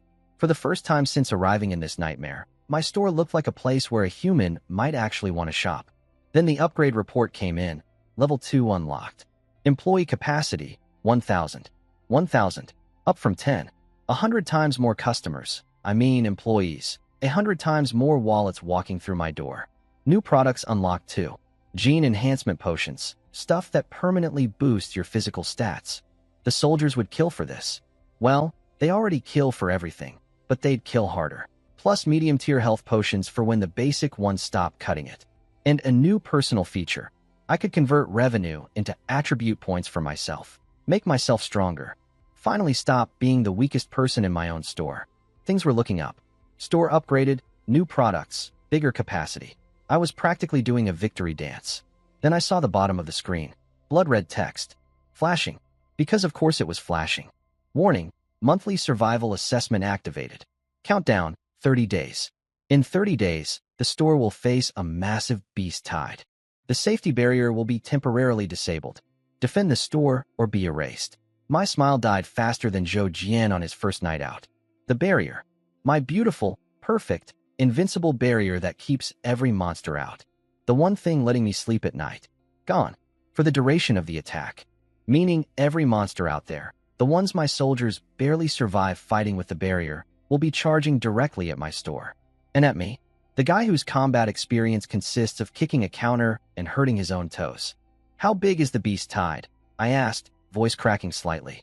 The system calculated. 3 boss-level monsters. 500 elite-level monsters. Common monsters, uncountable. 3 bosses. Remember that invisible chameleon that one-shot Zhou Jian like he was a mosquito? That's probably weaker than these bosses. 500 elites.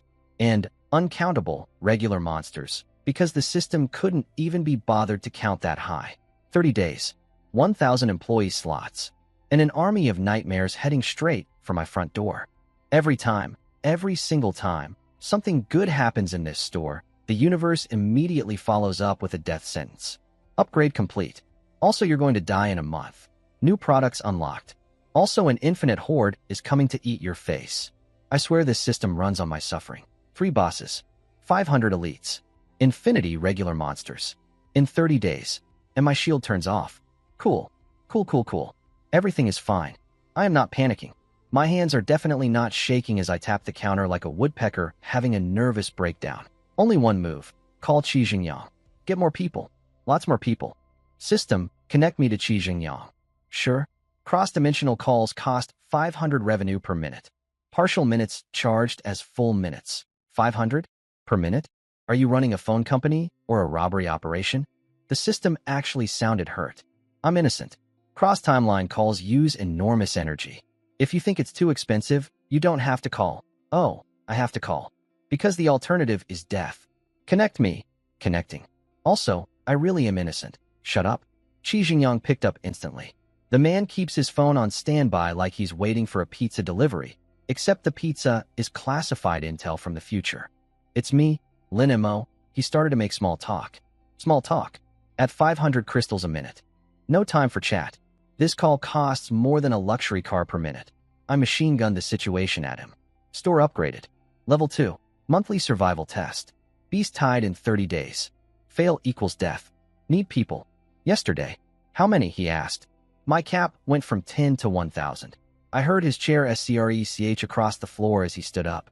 The man who stays calm during actual warfare just jumped out of his seat because I said a number. 1,990 new slots. Here's how I want them split. Every word cost me money. I talked faster than an auctioneer on espresso. 970 elite soldiers. Best of the best. Combat ready on arrival. 10 famous gaming streamers. Female preferred. Reasons should be obvious. 10 random civilian gamers. Guinea pigs. I mean, beta testers. He was confused about the streamers. Why waste slots on entertainers? Marketing. After this beast tide, the store upgrades again. I'll need tens of thousands of people. We can't fill that with just military. We need the public. The streamers build hype. Exclusive access. First look at the most realistic game ever made. By the time we open the floodgates, people will be begging to get in. The 10 civilians are for testing how normal people react. If regular gamers lose their minds in there, we need to know before we launch to millions. Qi Jingyang got it immediately. Done. 2 hours for the soldiers. Streamers and civilians by tonight. Guaranteed. Then he hesitated. The supreme commander of a nation was being shy. Lin Mo, one more thing. Yes? Could you maybe send some health potions back to our side? This man saved my life, gave me 1,000 soldiers, and he's asking for potions like a kid asking for extra dessert. Of course I'll send potions. Sure. Give me a bit. I'm out of stock. Understood. Thank you. Anything else? Because we're about to hit the 2-minute mark and I am not paying for nothing else. Stay SA. Click. I hung up so fast I probably broke a speed record. 1 minute 59 seconds. Just under the wire. Sorry, old man. Every second of chit-chat costs me a sword's worth of crystals. Somewhere on the other end, Qi Jingyang was holding a dead phone, shaking his head at my complete lack of social grace. Then he pressed his intercom and activated something called Operation Prairie Fire. 970 top special forces operators. 10 gaming celebrities. 10 lucky random civilians. Full dossiers on his desk in 10 minutes. The man operates at a speed that makes overnight shipping look lazy. Meanwhile, I stood in my newly upgraded store, staring at the 30-day countdown, doing the math in my head. 1,000 soldiers. 30 days of training. 3 boss monsters coming to destroy everything I have. This is either going to be the greatest defense in history or the world's most expensive funeral. No pressure. While I was stressing about beast tides and phone bills, Qi Jingyang was having the worst meeting of his life. Picture this. 5 of the most powerful old men in the country sitting in an underground conference room, and Qi Jingyang has to convince them to send nearly 1,000 elite soldiers to play a video game. It went about as well as you'd expect. Have you lost your mind? Old man Qian slammed the table so hard the teacups jumped. 980 special forces operators. To play games? They're national weapons, not internet cafe teenagers. Old man Wei was nicer about it, but equally skeptical. We trust your judgment, old Qi, but is a game really worth this much investment? Old man Wu just sat there reading reports silently. Somehow that was scarier than the yelling. And at the head of the table, old man and sitting in a wheelchair. Had been for 30 years, ever since shrapnel destroyed the nerves in his legs. The man who'd given his ability to walk for his country. He didn't say anything. Just watched Qi Jingyang with eyes that had seen everything. Qi Jingyang stood his ground. I'm not crazy. That world is real. Everything I'm doing is for our nation's future. Future? Old man Qian pointed at his water glass. If what you're saying is true, I'll eat this cup. And that is when I made my entrance. Sort of. See, I'd been listening to Qi Jingyang's request for potions and realized I have to send proof. Something undeniable. So I grabbed 1 health potion, slapped a sticky note on it, and told the system to transmit it. The transmission cost? 500 source crystals. For 1 potion that sells for 5. 100 to 1 markup on shipping. I'm being robbed by my own system. I wrote my feelings on the note. Old Qi, shipping cost 500 crystals. Potion costs 5. That's a 100x markup. I'm broke now. Here's 1 potion. You'll get more when I'm not bankrupt. Very professional. Very dignified. But the timing was perfect. Right in the middle of old man Qian's rant, the air in the conference room warped like a ripple in water. A white light appeared, and a glowing red syringe materialized out of thin air and floated gently into Qi Jingyang's palm. Everyone shut up real fast. Old man Qian's insult died in his throat. Old man Wei's glasses nearly fell off. Even old man Wu looked up from his papers. Qi Jingyang held up the potion.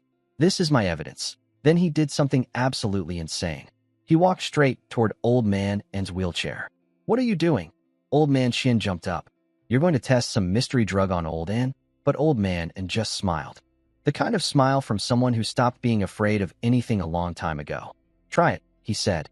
I've been in this chair for 30 years. What's the worst that could happen? I'm already tired of living.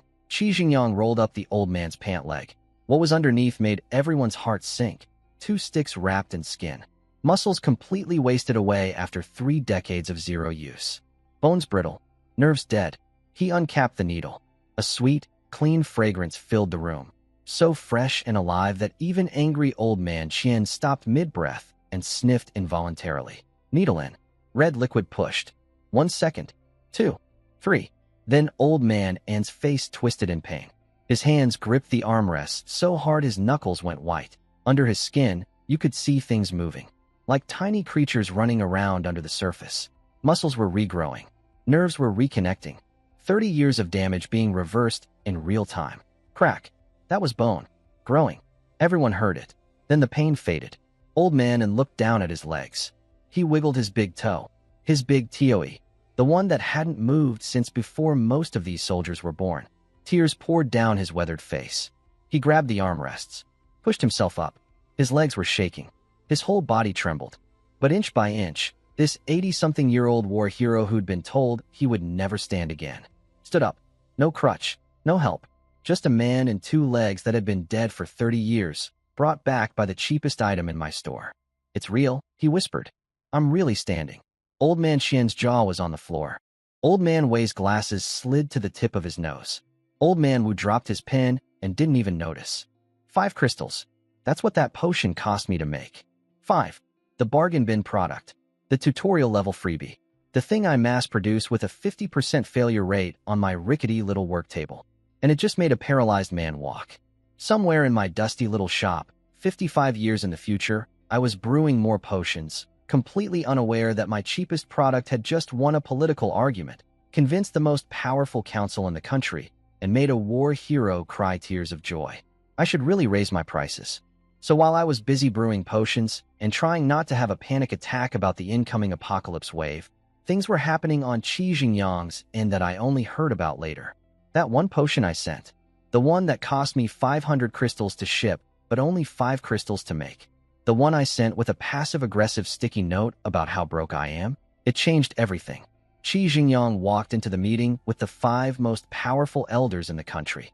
These are the guys who run things behind the guy who runs things. Ancient, terrifying, I've seen empires rise and fall, type of old men. And they thought he was insane. Old Man Qian, the angry one, was screaming. 980 elite soldiers to play video games? Have you lost your entire mind? Old Man Wei, the polite one, basically said the same thing, but with manners.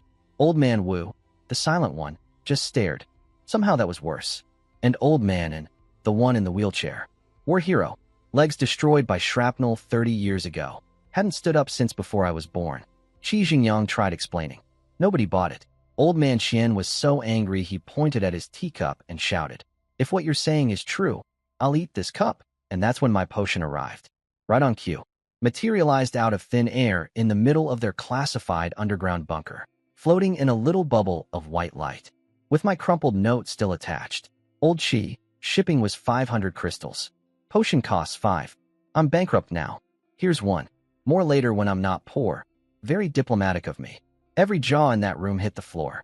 Something just appeared out of nothing in the most secure room in the country. Qi Jingyang grabbed the potion and walked straight to Old Man N's wheelchair. Old Man Qian tried to stop him. "You're going to test mystery drugs on N?" But Old Man N just smiled. "Try it. I've been sitting for 30 years. What's the worst? I sit some more." Qi Jingyang rolled up the old man's pant leg. 2 sticks of bone wrapped in papery skin. 30 years of muscle death. The kind of damage every doctor in the world had said was permanent and irreversible. He injected my 5-crystal bargain bin health potion. Under the skin, you could see things moving. Muscles rebuilding. Nerves reconnecting. Bones cracking as they grew stronger. Old Man and gripped his wheelchair so hard his knuckles turned white. Then he wiggled his toe. His big toe, the one that hadn't moved in 3 decades. He started crying. This legendary warrior who'd survived wars without flinching, crying. Then he grabbed the armrests, pushed, and stood up. No help, no crutch, just stood there, shaking, but standing. Old Man Qian stared, then looked at his teacup, then grabbed it and bit into it.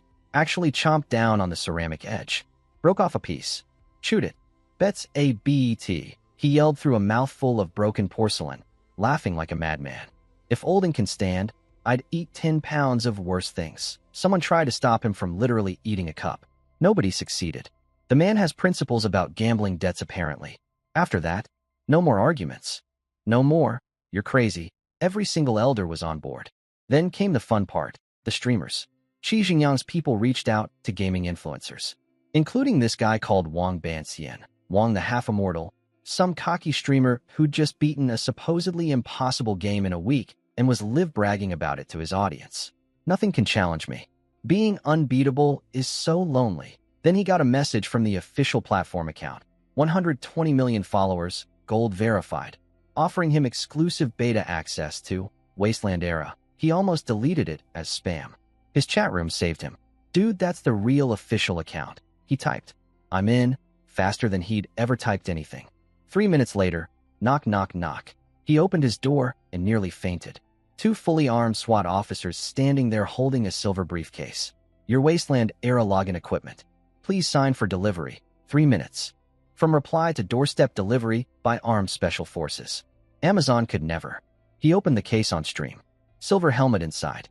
Sleek, futuristic, heavy. Put it on. Got sucked into the loading screen like a sock into a washing machine. Next thing he knew, he was face down on a dusty wooden counter in a ruined shop that smelled like rust, mold, and regret. Welcome to MY Store, Hotshot. Let's see how unbeatable you feel after meeting your first zombie. My first streamer customer arrived. And oh boy, was he exactly what I expected. Wong Banxian, Wong the half-immortal, materialized face first on my counter like a sack of potatoes dropped from orbit. He peeled his face off the wood, looked around, and immediately started touching everything. The counter, the dust, his own leg, pinching, rubbing, sniffing, like a toddler discovering the world for the first time. This is really a game? It's so real. Yeah, buddy. Game, sure. Let's go with that. He found the live stream button, and suddenly his perspective was being broadcast to hundreds of thousands of viewers. The chat exploded.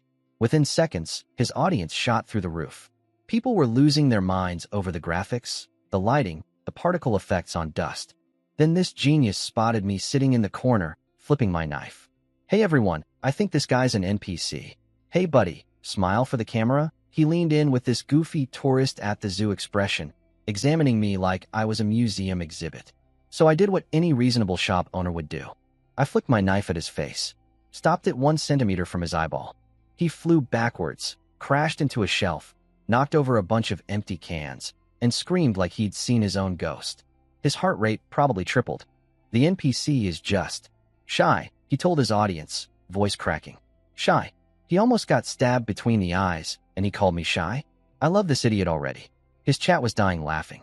Half-immortal got scared by and NPC. Thousands of comments roasting him in real time. He scrambled outside to start his mission. The second he opened my door, the smell hit him like a truck.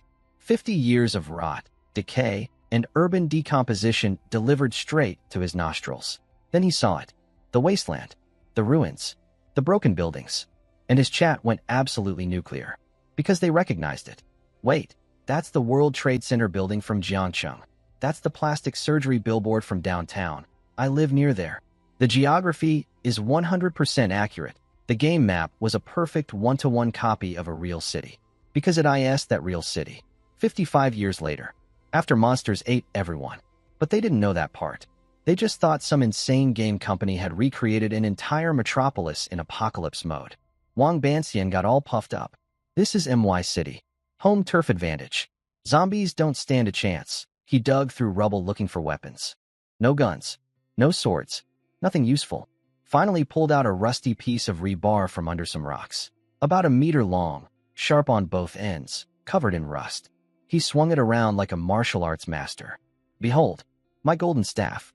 Demons and monsters tremble before. His chat was already begging him to calm down. Dude, the quest says high difficulty. It recommends grouping up. The other streamers are already forming teams. You're going solo with a rusty stick?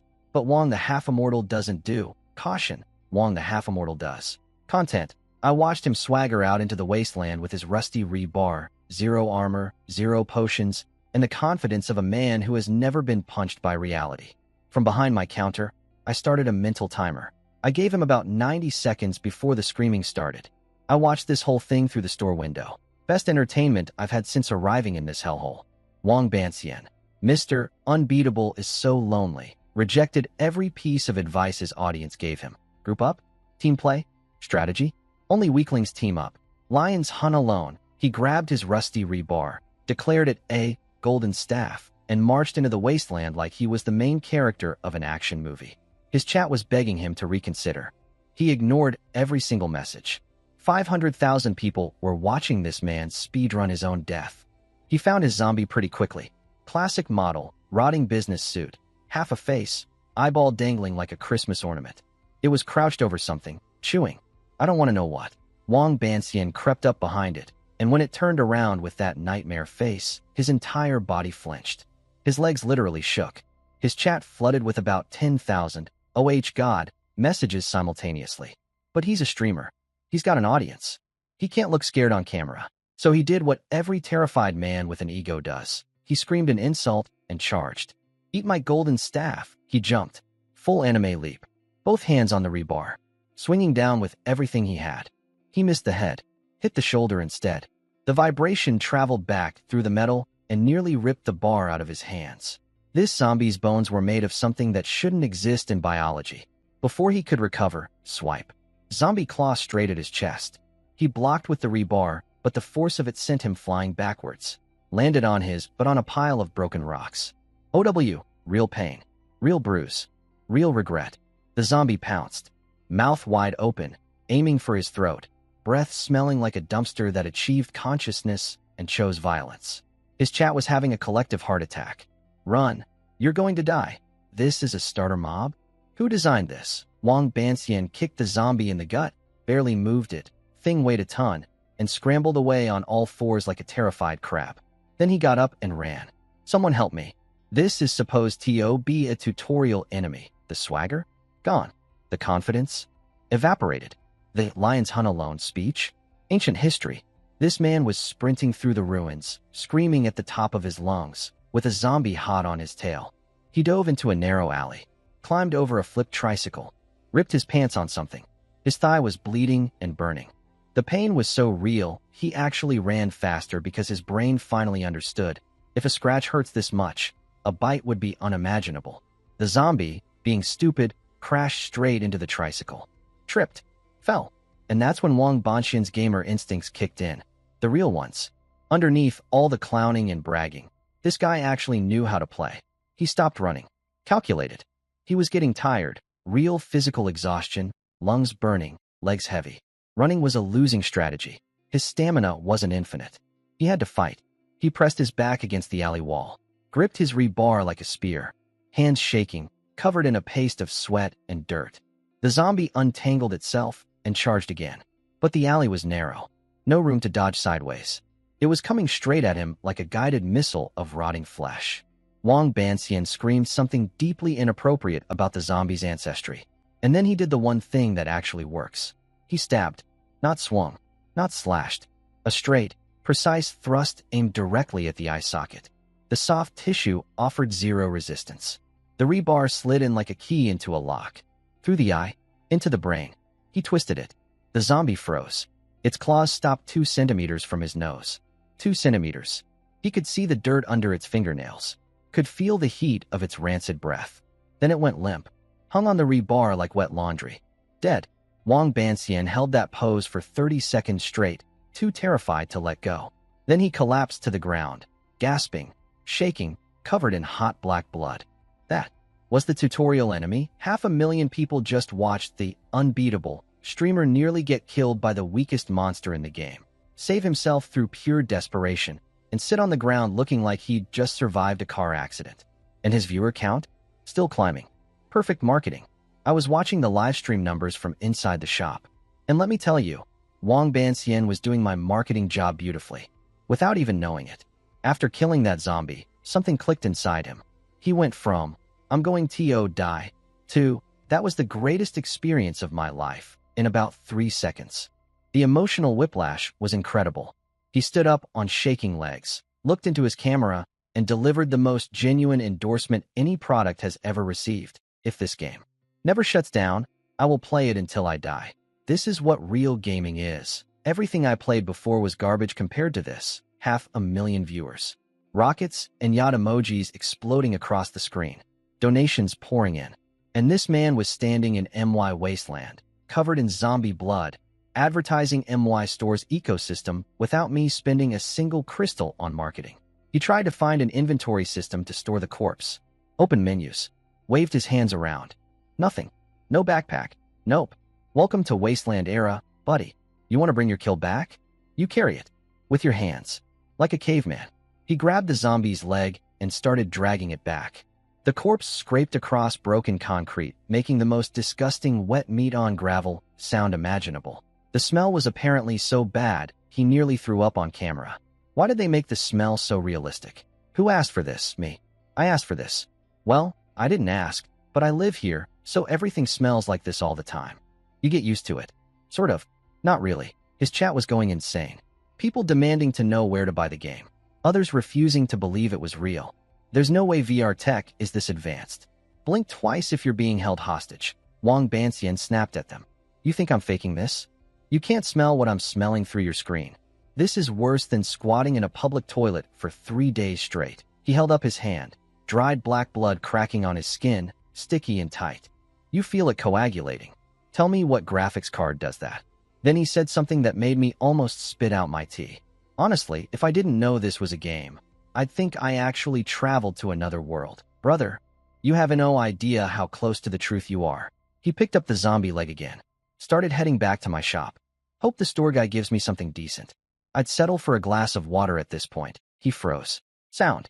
Coming from ahead. Soft at first. Shuffling. Dragging. Like fabric scraping against walls. Like dozens, no, hundreds, of feet sliding across pavement. Wang Banxian's survival instincts went from 0 to maximum in 1 heartbeat. He dropped the corpse, dove behind a pile of moldy cardboard boxes, pressed himself flat against the wall, held his breath. Through a crack between the wooden boards, he watched. 1 zombie shuffled past the alley entrance. Then another. Then 5 more. Then a flood. An endless river of rotting bodies pouring through the narrow alley. Missing limbs, exposed guts dragging on the ground. Faces that would make horror movie directors quit their jobs. So many you couldn't count them. A full zombie parade, and Wang Banxian had front row seats from behind a piece of plywood. 1 zombie had been hard enough to kill. This was hundreds. If they found him, they wouldn't just kill him. They'd turn him into confetti. He clamped his mouth shut. Didn't breathe. Didn't move. Became one with the cardboard. His live stream chat went completely silent. 500,000 people, and nobody typed a word. The fear had actually transmitted through the screen.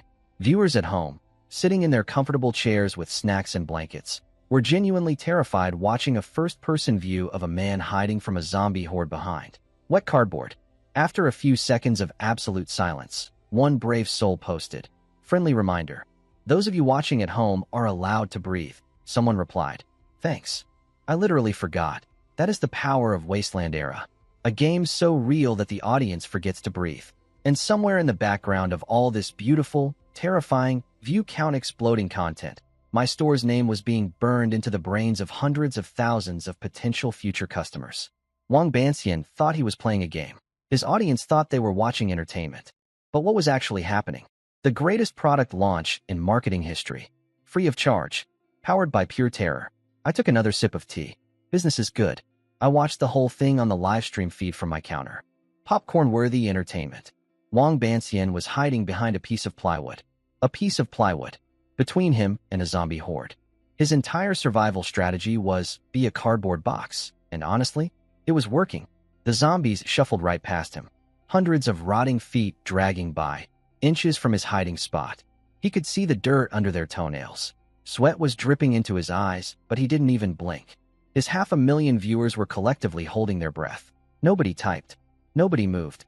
The entire internet was frozen in shared terror. The horde started thinning out. Almost safe.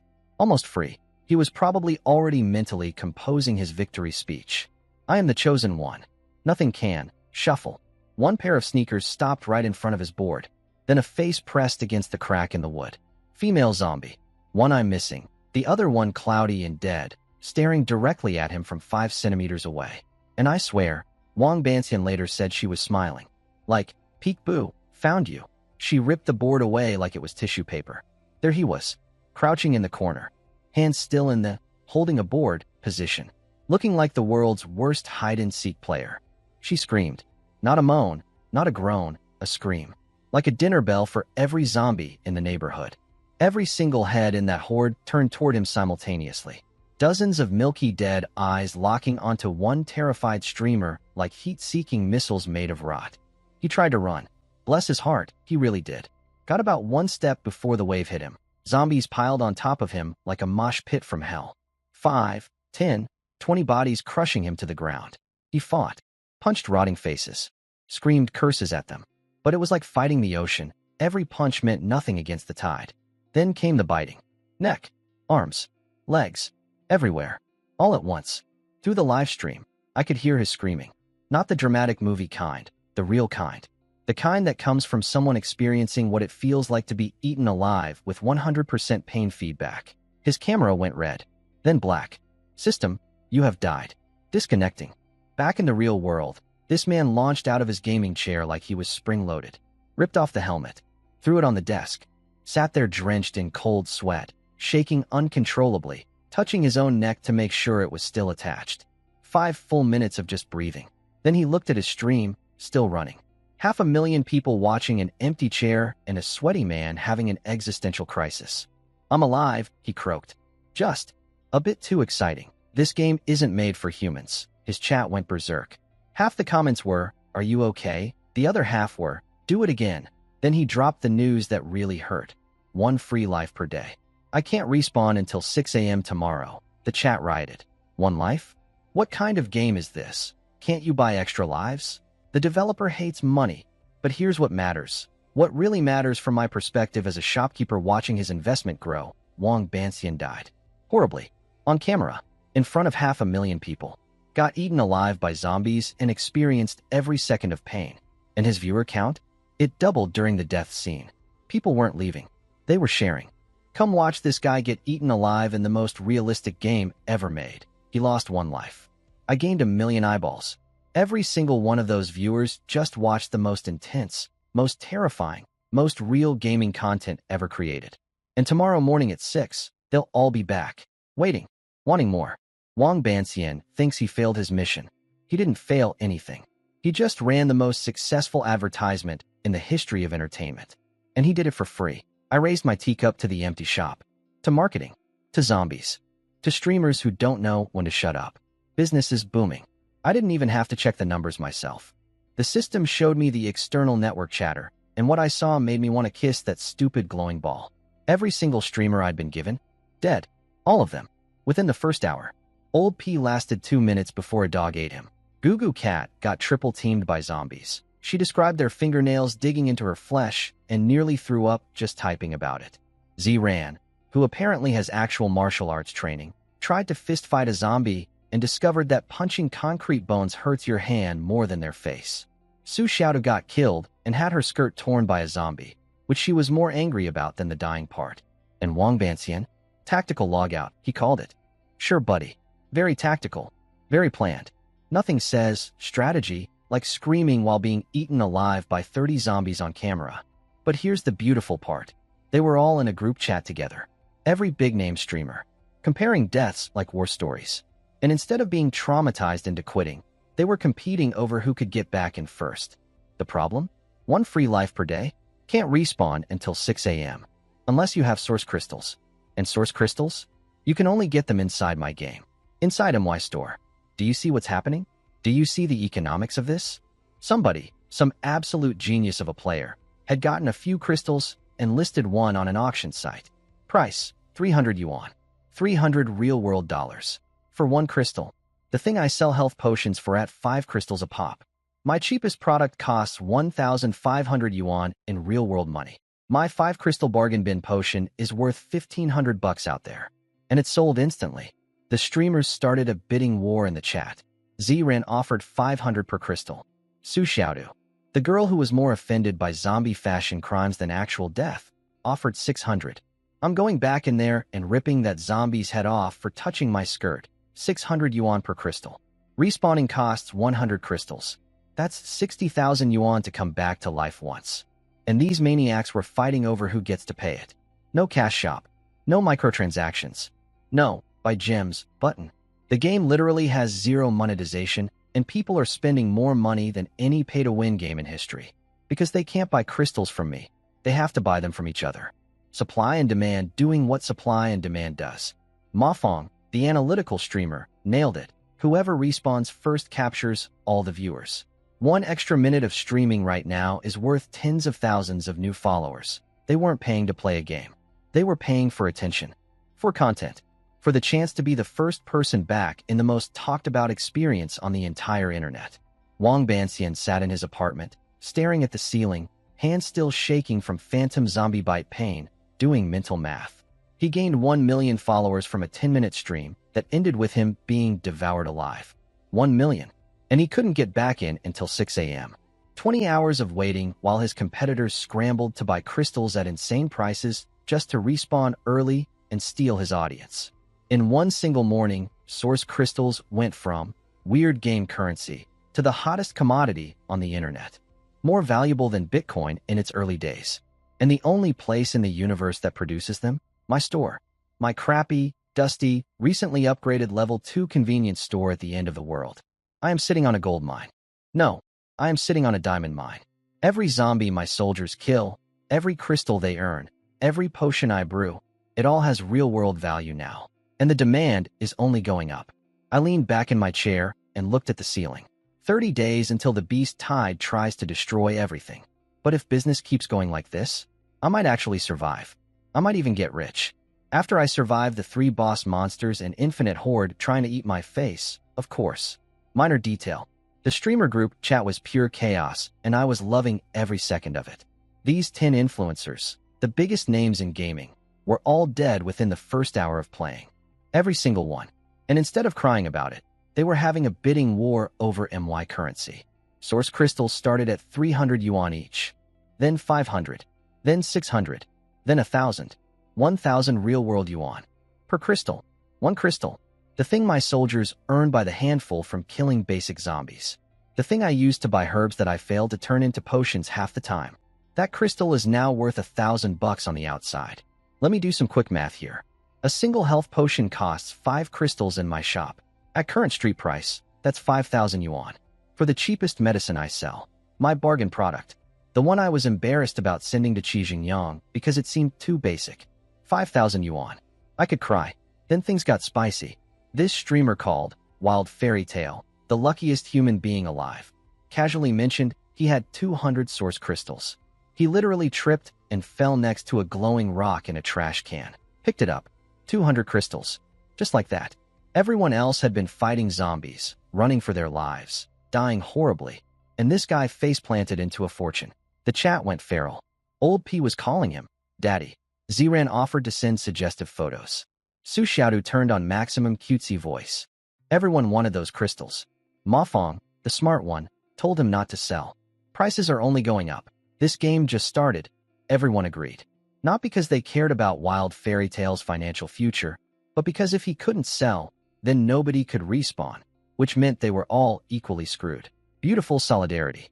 If I can't play, nobody plays. Then someone noticed old P and Wild Fairy Tale had gone suspiciously quiet. Where'd those two go? Wang Banxian had a bad feeling. He checked old P's stream. It was live. Title: Wasteland Era. First revival stream. Experience the Apocalypse, Resurrection Edition. This snake had secretly bought 100 crystals from Wild Fairy Tale through an in-game transfer system that nobody knew existed, respawned, and was now streaming to over 1 million viewers, stealing all the audience while everyone else sat dead in their apartments. Old P's stupid face was plastered across the screen, grinning like he'd just robbed a bank. Surprise. Old P is back, baby. You thought I was down? I'm never down. Wang Banxian's rage could have powered a small city. Where did you get source crystals? He typed in Old P's chat, his message glowing with VIP effects. Old P read it out loud on stream, laughing. Oh, is that half immortal? Still waiting in line? Sorry, buddy. Bought 100 crystals from our friend Wild Fairy Tale. Turns out the game has a transfer function. Who knew? 100 crystals at current market price. Over 100,000 yuan. Old P spent 100,000 yuan to respawn early and steal the streaming spotlight. And it was working. His viewer count was exploding. First person to come back from the dead in the most talked about game on the internet. Every second he was live, he was printing money in followers and donations. Meanwhile, there was also this mysterious screenshot floating around. Right before Wang Banxian died, another streamer captured a dark figure standing at the end of that alley, holding a massive fire axe. Just watching him get eaten. Not a zombie. Not an NPC. Something else. That was actually one of my soldier employees on patrol. But they didn't know that. They thought it was some kind of secret boss lurking in the starter zone. Let them wonder. Mystery is good for business. From where I sat behind my counter, brewing potions and watching these numbers climb, I realized something incredible. I hadn't spent a single crystal on advertising. Not one. And my game was already the most talked about thing on the entire internet. Source crystals were trading for more than gold. Streamers were spending their life savings to respawn. Viewers were in the millions and growing. All because 10 people died horribly on camera and couldn't stop talking about it. Fear sells. Pain sells. And the promise of doing it again. That sells most of all. I am accidentally the greatest game developer in human history, and all I wanted was to not get deleted by a glowing ball. Wang Banxian spent the entire night staring at his screen like a starving man watching someone else eat steak. Old P, that beautiful backstabbing genius, had bought 100 crystals from Wild Fairy Tale through a transfer system nobody knew existed, Respawned, and was now the hottest streamer on the entire internet. His viewer count went from 1 million to 2 million to 3 million overnight. And what was he doing with this incredible opportunity? Was he fighting zombies? Exploring the wasteland? Pushing boundaries? Nope. He was standing in the safe zone. Talking. Just talking. Wouldn't step one toe outside. His stream title said, like to 5 million, and I'll go fight zombies. But his body language said, I will die in this safe zone before I go out there again. And people still watched. Millions of them. Because even watching someone stand around in my wasteland was more interesting than any other game on the internet. The atmosphere alone, the dust, the ruins, the distant zombie groans, was enough to keep people glued to their screens. Wang Banxian sat in his apartment all night. Didn't sleep. Ate dry bread. Drank cold water. Watched his rival's follower count climb while his own stream stayed dark. The second his clock hit 5:59, he slapped that helmet on like his life depended on it. Loading. Connecting. Respawning. He opened his eyes in front of my shop and immediately froze. Because there were people everywhere. Hundreds of them. Appearing in flashes of white light, one after another, filling up the safe zone like a concert venue. My 970 elite soldiers had arrived, and they were not messing around. No chatting. No sightseeing. No, while this is so realistic, they spawned, formed squads in seconds, and moved out in tactical formations like they've been doing this their whole lives. Which, technically, they had, because they're actual soldiers pretending to be gamers. Wang Banxian tried to do what streamers do, hustle for resources. Hey bro, want to sell some source crystals? Top dollar. The soldier looked down at him. Literally down. This guy was a head taller and built like a refrigerator made of muscle, and said 2 words. Not selling. Then walked away like Wang Banxian was a traffic cone. He tried another one. Same result. And another. Nothing. These players didn't care about money, didn't care about fame, didn't even know who he was. They had one mission and everything else was background noise. The other streamers gathered around him. Ran had offered 2,000 yuan per crystal and got treated like she was invisible. Ma Fong, the analytical one, was already connecting dots. These aren't normal players, he said. Look at how they move. Tactical formations. Hand signals. Cover positions. Designated scouts. They're not playing a game. They're running a military operation. He'd also done some digging overnight. Couldn't find anything about who made the game. The streaming platform told him to shut up and do his job. But through back channels, he'd picked up one nugget. Wasteland Era wasn't made by a game company. It was a government project. The platform was just helping with promotion. Su Xiaodu's eyes went wide. The government made a video game? Nobody had an answer for that. Wang Banxian didn't care. He had priorities. Revenge. Content. And dealing with Old P, who was still standing on a rock in the middle of the plaza, waving his stupid rebar around, bragging to 2 million viewers. Where's Old P? Wang Banxian growled. Su Xiaodu pointed. Over there. Still showing off. Wang Banxian cracked his knuckles. Let's go get him. From behind my counter, I watched all of this unfold with a cup of tea and a warm feeling in my chest. 970 professional killing machines were fanning out across the wasteland, already hunting zombies with ruthless efficiency. 10 streamers were generating millions of views and turning source crystals into the most valuable commodity on the internet. And they were all about to start spending money in MY Store. The ecosystem was working. The soldiers earned crystals, spent them on gear, killed more monsters, earned more crystals. The streamers created hype, attracted future customers, and drove up crystal prices. Supply, demand, marketing, labor force, all spinning like a beautiful machine. And I built the whole thing from a dusty counter with a glowing ball and a bad attitude. 29 days until the beast tied. Let's get to work. From behind my counter, I had the perfect view of the streamer drama unfolding in my safe zone. Better than television. Better than anything I'd watched in 2 lifetimes. Wang Banxian and his streamer posse marched across the plaza like a gang from a low-budget action movie. He was carrying a brick. Just a regular construction brick he'd picked up off the ground. Su Xiaodu had rusty scissors. Ran was cracking her knuckles like she was about to perform surgery without anesthesia. Target, Old P. The man who betrayed the group chat. Old P was mid-sentence in his stream. And then the zombie lunged at me. But I'm Old P, baby. I did a tactical slide. He felt them before he saw them. That predator sense thing. Turned around slowly. Wang Banxian. Brick in hand. Eyes bloodshot from zero sleep. Smiling like a man who'd made peace with violence. Hey P-God. You were saying something about a tactical slide. Show us. Slide. Old P's confident grin melted like ice cream in a microwave. He tried hiding behind Wild Fairy Tale, who immediately threw him under the bus with the most beautiful betrayal speech I've ever heard. I'm sorry, everyone. I didn't want to sell him the crystals, but he offered so much money. Then he sidestepped, leaving Old P completely exposed. Old P's response was poetry. I might not be a good person, but you are a genuine dog. The beating commenced. Wang Banxian with the brick. Z ran with her fists. Su Xiaodu, sweet little Su Xiaodu with her cute voice, was doing the most damage while cheerfully commenting. The combat feedback in Wasteland era is really satisfying. Every hit feels so real, she's terrifying. I love her. Their millions of combined viewers were going berserk. Multiple streams showing the same beatdown from different angles. The chat was moving so fast it was just a blur of laughing emojis and, I love this, messages. After Old P turned a nice shade of purple, they finally stopped. He was curled up in the fetal position, hands protecting his head with the practiced ease of someone who's been beaten up before. Impressive form, honestly. Then he played his get-out-of-jail card. I have intel. Everyone paused mid-punch. Turns out while everyone thought he was just standing around bragging all night, he'd actually bought some information. From MY Store. A quest rating, CAC. He made it sound super official. C is for difficulty. A is for reward rarity. C is for mortality rate. Wang Banxian squinted. You made that up. The store owner sold it to me. I swear on my life, he was telling the truth actually. I did sell him that info. Charged him a nice markup too. This streamer stuff was good for business, even when they were beating each other up instead of fighting zombies. The A, in the middle, high-value rewards, made everyone's eyes light up.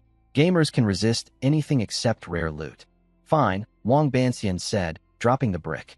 I'll believe you this time. But if you're lying, he pointed at Su Xiaotu's scissors. Little bunny here gives you a free vasectomy. Su Xiaotu snipped the air. Click, click. Old P clamped his legs together so fast he almost fell over. Then Mafong, always the responsible one, asked the real question. Has everyone finished the starter quest? Awkward silence.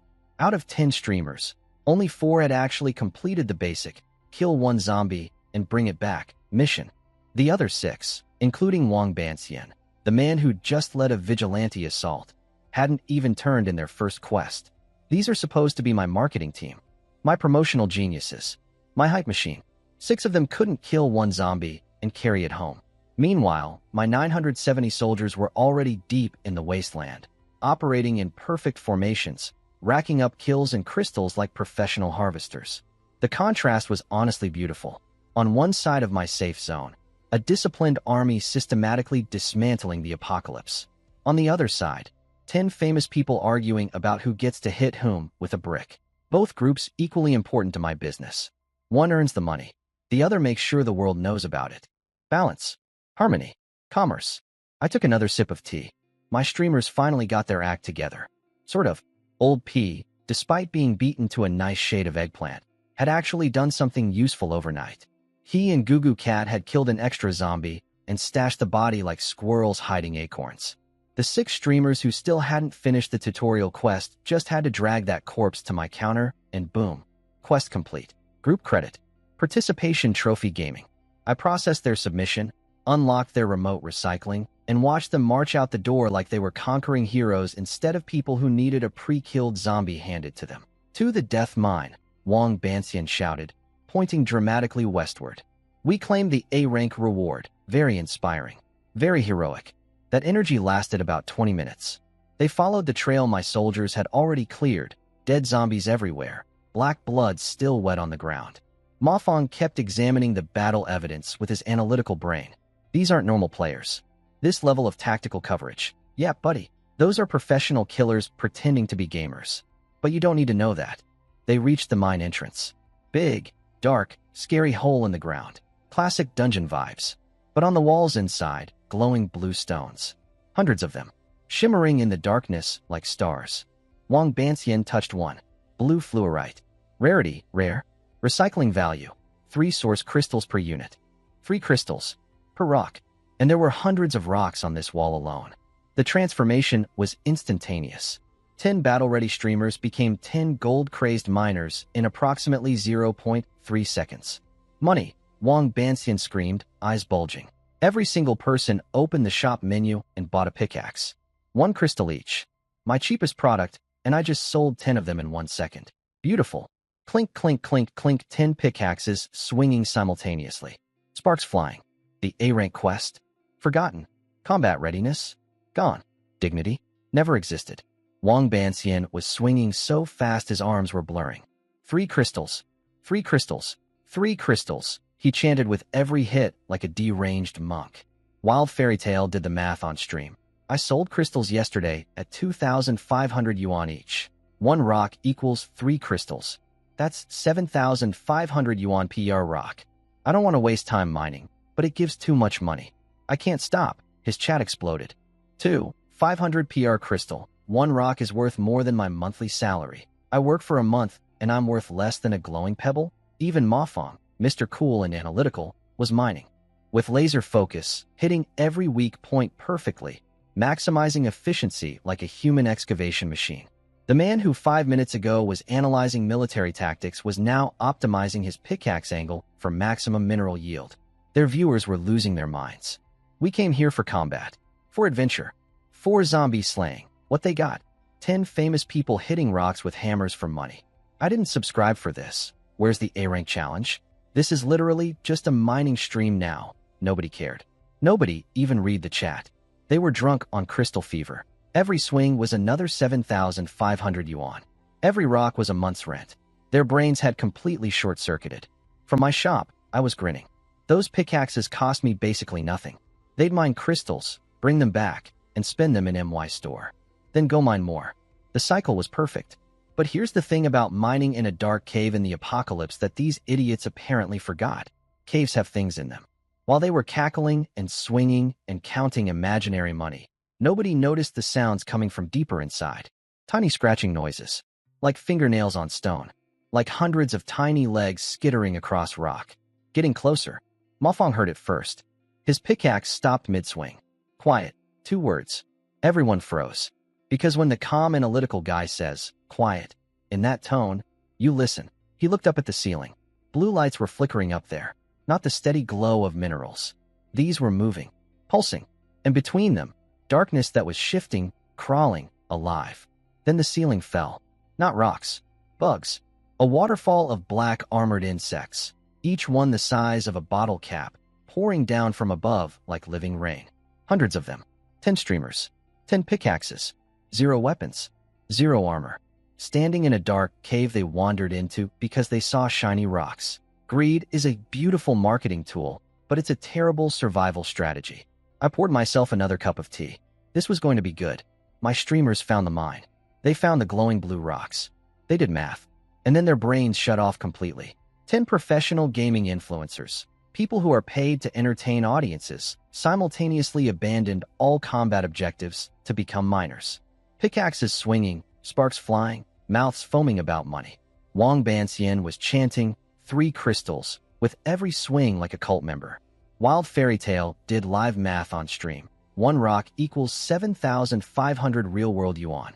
That's more than most people's monthly salary per rock. Their audiences were screaming at them. We came for zombie combat. This is a mining stream now. I didn't subscribe for this. Nobody read a single comment. Crystal fever had consumed them all. Even Mafong, the intellectual, was pickaxing with the intensity of a man possessed. And I was loving it. Those pickaxes cost me 1 crystal each. They'd mine rocks, convert them to crystals, and eventually spin those crystals in MY shop.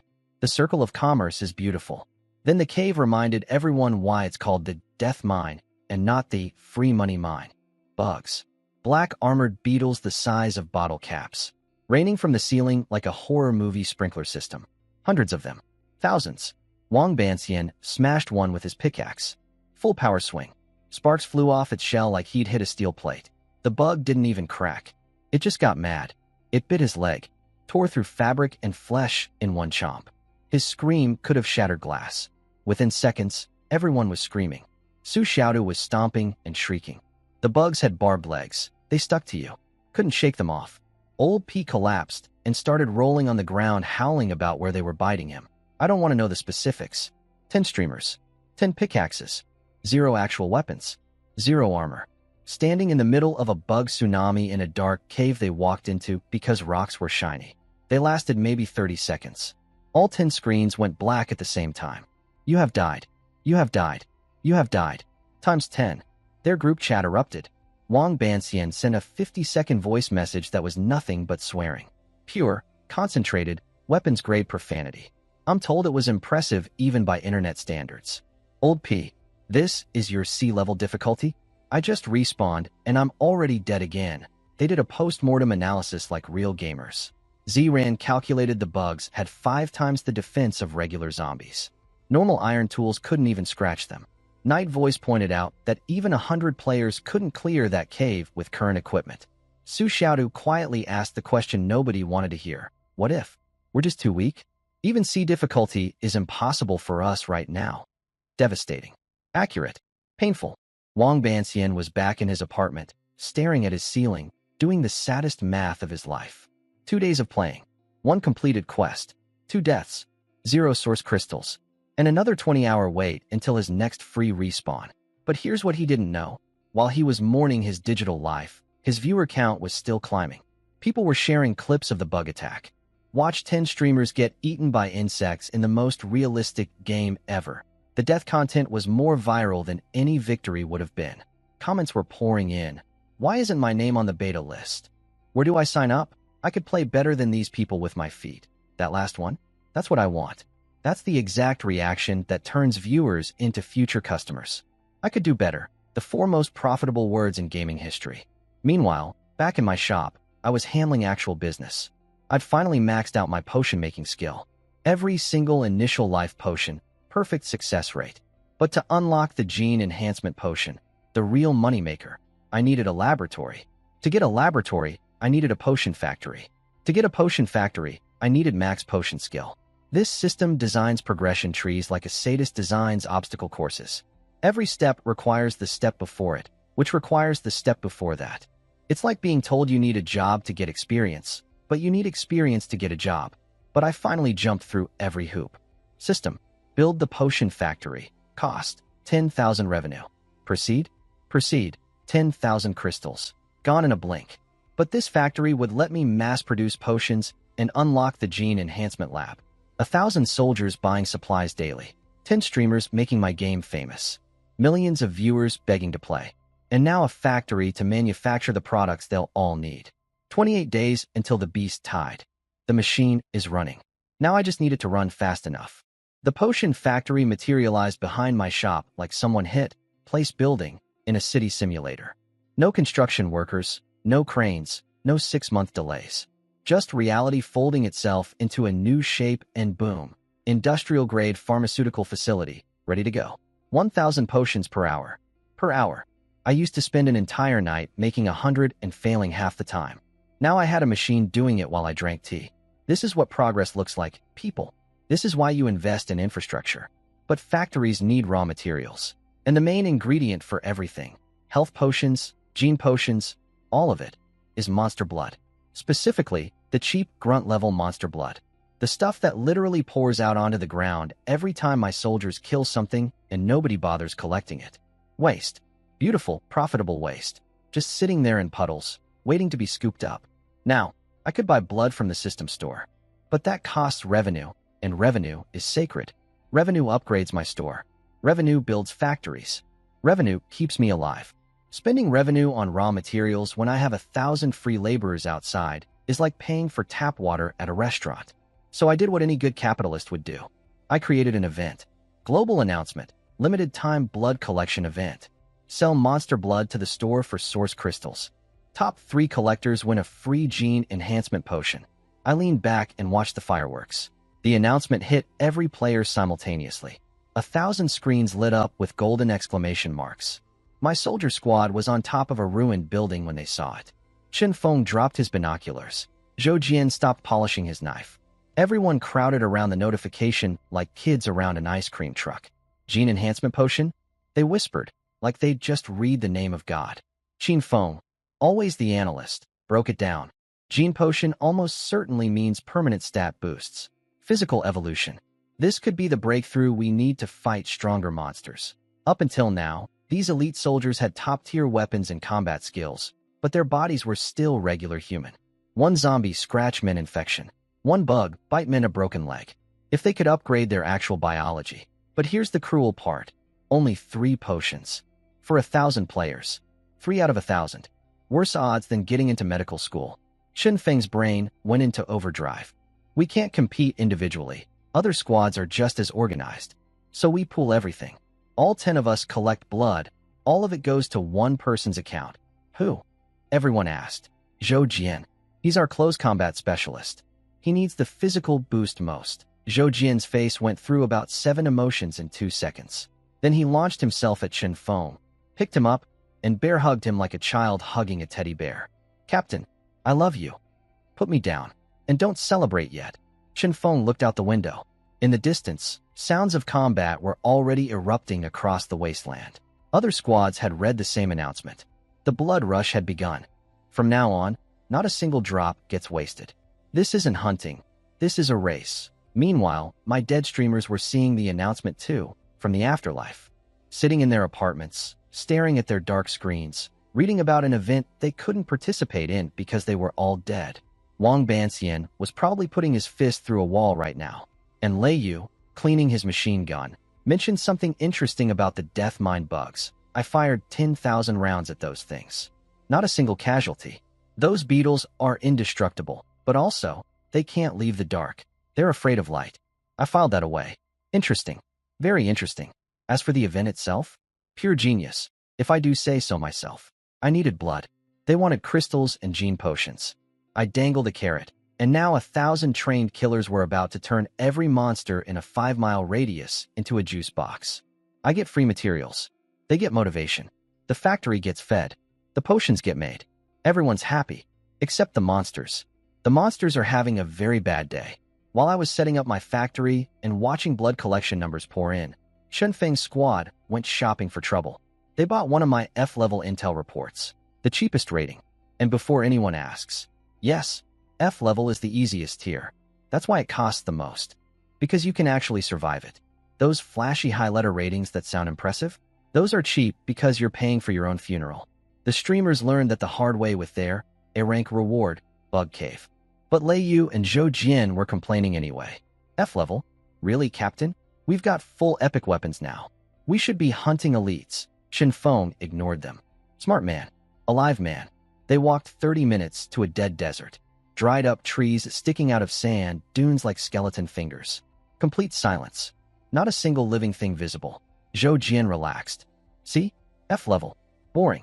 Probably just dig up some sandworms and crack. The ground under his foot collapsed. Then the entire desert came alive. Black ants. Thousands of them. Each one the size of a German shepherd. Armored in shells that reflected sunlight like polished metal. Jaws clicking like industrial bolt cutters.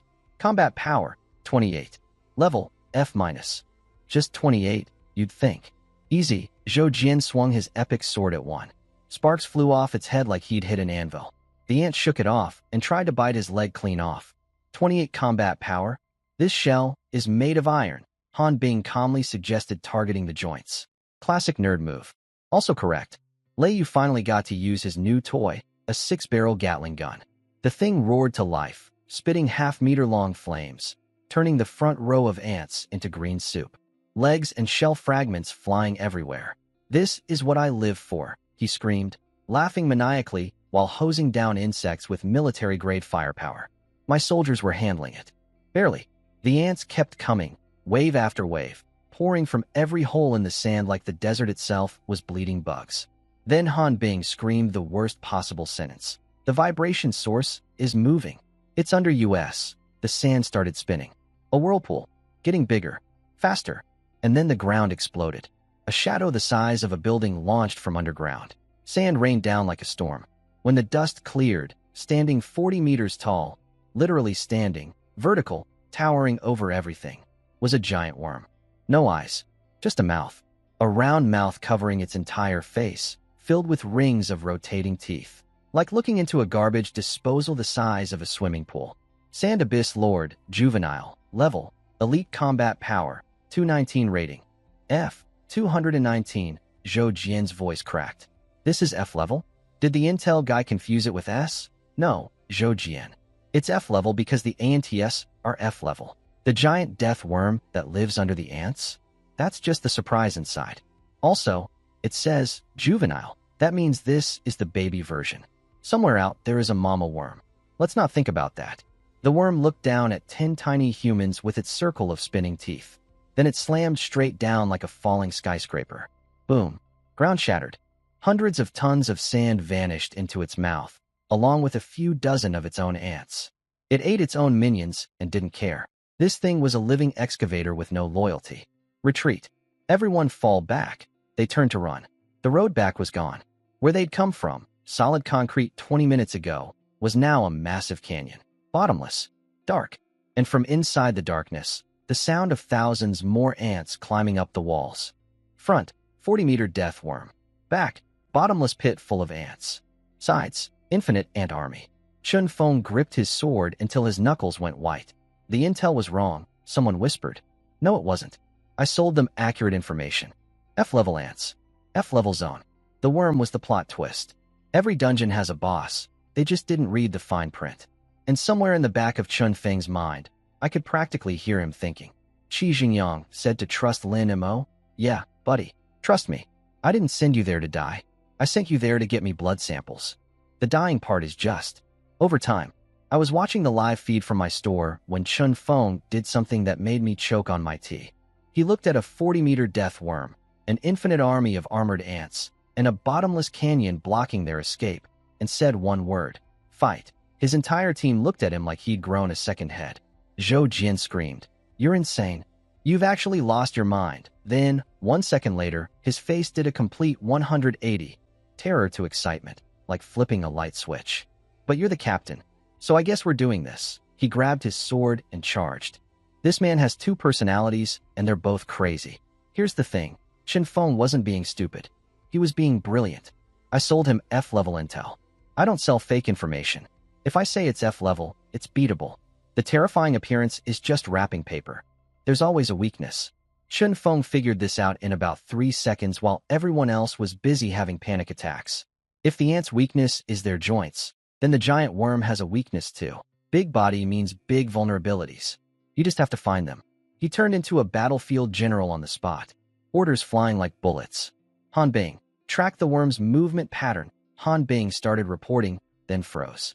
Captain, there's a second worm approaching from the south. 2 giant death worms. Because one wasn't enough apparently. This wasteland has a sick sense of humor. Chun Feng didn't even flinch. Just kept issuing commands. Zhao Yunfeng, you're the fastest. Run north. Bait the first worm. Zigzag pattern. Make it slam its head into the ground. Zhao Yunfeng sprinted off like a human missile, screaming insults at a 40-meter worm. Come on, you ugly tube. Over here. The worm, possessing roughly the IQ of a potato, took the bait. It reared up and slammed its head into the sand like a meteor. And there it was.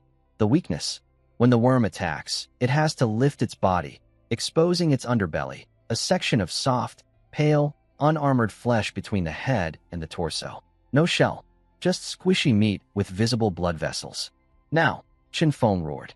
Lei Yu aimed his Gatling gun at that soft spot and unleashed. Same bullets that bounced off ant shells like rubber balls. They went through that belly flesh like hot knives through butter. Green goo erupted like a broken fire hydrant. Chunks of worm meat spraying everywhere. The worm shrieked, a sound that came from underground and made the sand itself vibrate. Then thrashed around wildly, accidentally crushing hundreds of its own ants, before burrowing back underground, trailing green blood. Mortally wounded, running away to die. We did it. Someone started cheering. For about half a second. Boom. The second worm burst from the south, bigger than the first, angrier than the first. Zhou Jian looked at it, smiled. This one's mine. His sword started glowing blue, humming at a frequency that made the air vibrate. He charged straight at the second worm, while Lei Yu cleared a path through the ants with a wall of bullets. Zhou Jian ran along the worm's body, dragging his blade against its armored shell, creating a trail of sparks and the most horrifying metal-on-metal screech I've ever heard. Like nails on a chalkboard magnified 1,000 times. The worm noticed, turned its giant circular mouth toward him, open wide. The suction alone nearly ripped him off the ground. And Zhou Jian, this absolute lunatic, looked at those spinning rings of teeth, that biological garbage disposal the size of a house, and jumped into the mouth. On purpose. Can't break the outside? Fine. I'll destroy you from the inside. His voice disappeared into the worm's throat. I set down my tea very carefully. This man jumped into a giant worm's mouth with a glowing sword. Voluntarily. While being live-streamed to my security feed. I used to think I was the craziest person in this apocalypse. I was wrong. Zhou Jian exists. Zhou Jian looked at a building-sized monster and thought, I should climb inside it. These soldiers are absolutely unhinged, and I have never been more grateful for anything in my life. Zhou Jian jumped into a giant worm's mouth. With a sword. On purpose. Let me say that again because my brain still can't process it. He voluntarily entered the digestive system of a building-sized sand monster because, and I quote, can't break the outside? I'll destroy it from the inside. This man's problem-solving approach is become the problem. From inside the worm, all anyone could hear was the sound of a high-speed blender meeting a chainsaw. 3 seconds of the most horrifying cutting noises imaginable. The worm seized up, thrashed like a fish on land, and then just collapsed. 40 meters of armored death tube, falling over like a chopped tree, crushing hundreds of its own ants into pancakes. Then Zhou Jian crawled out of its mouth, covered head to toe in yellow-green acid slime. Smoking. Literally smoking. The stuff was dissolving his clothes and his skin. His left arm was bent the wrong way, completely snapped. But alive. The absolute madman was alive. Chun Feng rushed over and jabbed him with 2 health potions. Bones snapped back into place. Skin regrew. The man who'd just performed surgery from inside a monster's stomach was back on his feet in under a minute. With both boss worms down, one dead, one fled, the ant army lost its hive mind signal. Millions of ants suddenly had no orders. So they did what confused, angry insects do. They ate each other. Crisis over. Buffet open. Self-service. Collect the blood. Now, Chun Feng barked, snapping everyone back to work mode. Zhou Jian started recycling everything in sight. The dead worm boss alone was worth 519 crystals. Then the ants. Thousands of crushed, shredded, half-eaten ant corpses scattered across the desert. His blood collection counter went insane. 200,000 milliliters. 300,000. 400,000. Final count. 420,746 milliliters. Second place on the leaderboard? Some guy called Mountain Wild Peppa Pig with barely 50,000. Zhou Jian looked at the name and lost it. Mountain Wild Peppa Pig? Is that a real name? Were his parents even present at his birth? He scrolled down. Third place. Puppy Little Chiao. What is wrong with people? Qin Feng mentioned casually that you could change your in-game name for 100 crystals. 100? For a name? That's 20 health potions. I'd rather be called Zhou Jian forever than waste money on vanity. This man will jump into a worm's mouth, but draws the line at cosmetic purchases. Priorities. Then they found something incredible. At the bottom of the crater the worm had blasted open, growing in the dark like the world's creepiest houseplant. A single purple-red plant with scales instead of leaves and a fist-sized pitch-black fruit on top. Veinous surface. Faint glow. Smelled intoxicating. Chun Feng read the description and stopped breathing. Moon Phantom Fruit. Absorbs underground dark energy and high-level biological essence. Consumption greatly enhances mental power with a chance of awakening special perception abilities. Recycling value, 150,000 source crystals. 150,000. The elite-level sandworm boss, the thing that nearly killed all 10 of them, recycled for 519 crystals. This single fruit was worth 289 of those worms. Zhao Yunfeng counted the zeros out loud. 10, 100, 1,000, 10,000, 100,000? Am I hallucinating? Lei Yu scratched his head. Mental power? Will it make me smarter? Han Bing. Probably means enhanced reaction speed, sensory perception, maybe even supernatural abilities. Lei Yu. Processing this. So. Not smarter. The debate started immediately. Sell it. That's 150,000 crystals. Enough to fund their entire squad for weeks. Never worry about resurrection fees again. Or eat it. Crystals can be earned. Equipment can be bought. But a fruit that might give you superpowers? That's once in a lifetime. Qin Feng settled it. Don't sell. Crystals are replaceable. This isn't, smart man. From my shopkeeper perspective, I was slightly disappointed. 150,000 crystals flowing through my store would have been beautiful. But honestly, if that fruit makes one of my employees strong enough to help survive the beast tide in 28 days, it's worth more than any amount of crystals. Besides, they'll spend plenty of money soon enough. They always do. The team gave the moon phantom fruit to Qin Feng. No arguments.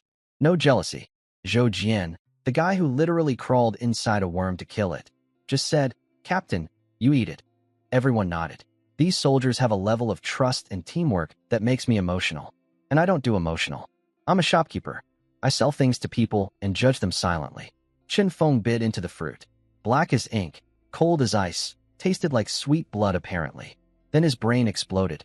Not literally, but he grabbed his head, almost dropped to his knees, and screamed at everyone to stay back. The pain passed, and something changed.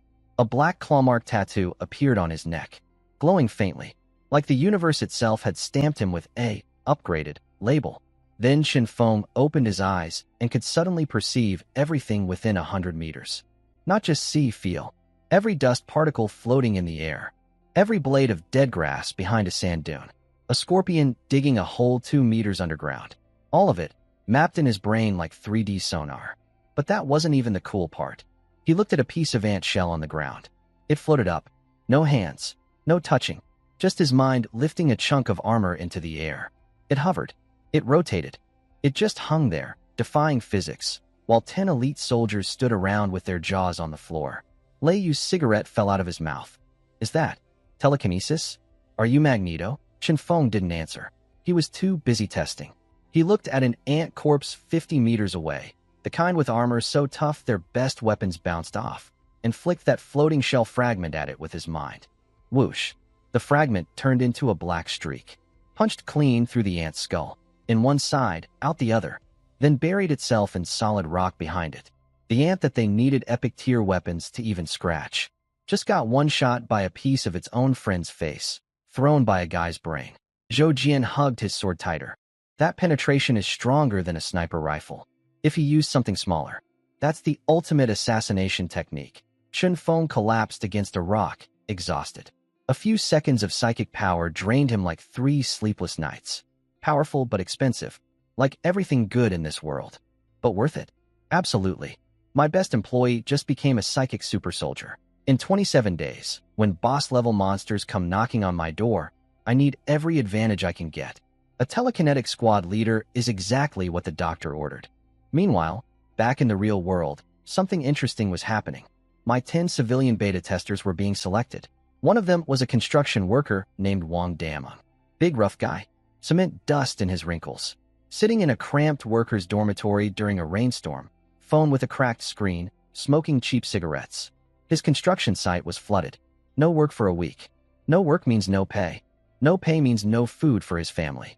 Wife, kids, elderly parents needing medicine, school fees, everything piling up like debt bricks. Then his phone buzzed. Official message from the streaming platform. Congratulations. You've been selected as one of 10 beta testers for Wasteland Era. He didn't play games. Didn't know what VR was. Didn't care about metaverse or virtual reality. But he'd seen the news. People selling source crystals for thousands of yuan each. Players making more money in a day than he makes in a month. He stared at that cracked screen in the dim light of his bunk bed. Maybe, just maybe, this was the break he needed. And from my perspective, 55 years in the future, this was exactly the kind of person I wanted. Not a gamer, not a streamer. A regular human being with nothing to lose and everything to gain. The streamers bring me viewers. The soldiers bring me strength. But the civilians? They bring me data. How does a normal person react to my world? Can they survive? Can they adapt? Can they become customers? Because if Wasteland Era is going to scale to millions of people someday, it can't just be for elite soldiers and famous influencers. It has to work for guys like Wang Damon, the guy with cement in his wrinkles and a family counting on him. Let's see what he's made of. My 10 civilian test subjects arrived, and they were nothing like I expected. No gamers, no streamers, no soldiers, Just 10 construction workers from a rainy job site with empty pockets and cement under their fingernails. Their leader was Wang Damong, Big Fierce Wang, a barrel-chested guy with a voice that could crack concrete. He'd gotten the beta invite on his cracked phone while sitting in a tin-roof dormitory during a rainstorm, broke, unemployed for the week, with a family counting on every penny he couldn't earn. His recruitment speech to his buddies was the most beautiful thing I've ever heard. Hey, I got a thing. It's a game. A game? I'm 40 years old. Games don't put food on my table. This one does. It's Wasteland era. Silence. They'd all seen the news. Crystals selling for thousands. Players making bank. You sure about this, Big Fierce? Nope. But it's raining, we're broke, and we've got nothing to lose. If it's fake, we walk away. If it's real, he cracked open a beer with one hand. Foam running over his calloused knuckles, took a huge swig, and wiped his mouth. That we change our lives forever. I'm in. Me too. Count me in. Then SWAT showed up with 10 gaming helmets. At their construction dormitory. In the rain. These rough, dirt-covered laborers watched fully armed Special Forces officers deliver sci-fi headgear to their bunk beds and thought, yeah, this seems legit. They logged in. And immediately spawned into a sandstorm. Because of course they did. The one day we have terrible weather, that's when the civilians arrive. Sand blasting their faces like industrial sandpaper. Mouths full of grit. Eyes burning. One guy was on the ground, dry heaving from the teleportation sickness. This is a game? Why does it feel like someone's grinding my face with sandpaper? They stumbled through the storm, holding onto each other, half blind, and Wang Damong spotted my shop through the haze. Run for that building, he screamed, inhaling half a pound of sand in the process. He kicked my door open. Thanks for that, buddy, and all 10 of them tumbled inside like a pile of dirty laundry. I was standing behind my counter, calmly polishing a can of food. Looked up at 10 sand-covered construction workers sprawled across my floor. Welcome to Wasteland era. I handed them the contracts. No tutorial. No hand-holding. Sign here. Become an employee. Here's your first quest. Kill a zombie. Bring back the body. Wang Damong didn't even read it. Just slapped his palm on the screen. The others followed. These guys would have signed a deal with the devil himself if it came with a paycheck. Actually, they kind of just did. Then I looked outside at the raging sandstorm and gave them my honest advice. Visibility is under 5 meters out there. Going out now is basically suicide. I'd recommend waiting inside until it clears up. Good advice. Sensible advice. The kind of advice a reasonable person would follow. Wang Damong shook his head. Thanks, boss. But I've been lying in bed for days. Any longer, and I'll grow mold. His buddy chimed in, spitting sand. We're construction workers. We've eaten worse than a little breeze. This is nothing. Wang Damong pushed open my door. Wind screaming. Sand flying. Zero visibility. A hellscape that even my trained soldiers would think twice about entering. He turned back to me with the biggest, yellowest grin I've ever seen. The bigger the waves, the more expensive the fish. Let's go, boys. Time to work. And just like that, 10 broke, middle-aged construction workers charged into a sandstorm in the apocalypse to fight zombies they'd never seen. With 0 weapons, 0 training, and 0 fear. I stood there holding my cleaning rag, watching them disappear into the wall of sand. These guys aren't soldiers. They aren't gamers. They aren't influencers. They're just regular people who've been beaten down by life so many times that a monster-filled wasteland doesn't even register as scary anymore. You know what? I think they're going to be just fine. The streamers cried after their first death. The soldiers analyzed every threat. But these guys, they just cracked open a beer and walked into the storm. That is the energy I need in my store. My construction workers marched into a sandstorm holding hands like kindergartners on a field trip. A human chain of 10 broke, middle-aged men stumbling through 0 visibility apocalypse weather, gripping each other's sweaty palms. They found a collapsed supermarket, tore through it like raccoons in a dumpster. Empty. This one's empty too. This game is cheap. Then someone found treasure. Not weapons. Not armor. Not crystals. Cigarettes. A crushed, faded pack wedged behind a cash register. Still dry. Still smokable. Wang Daming's hands were shaking as he tore open the package. Someone produced a lighter from their pants. Don't ask where exactly.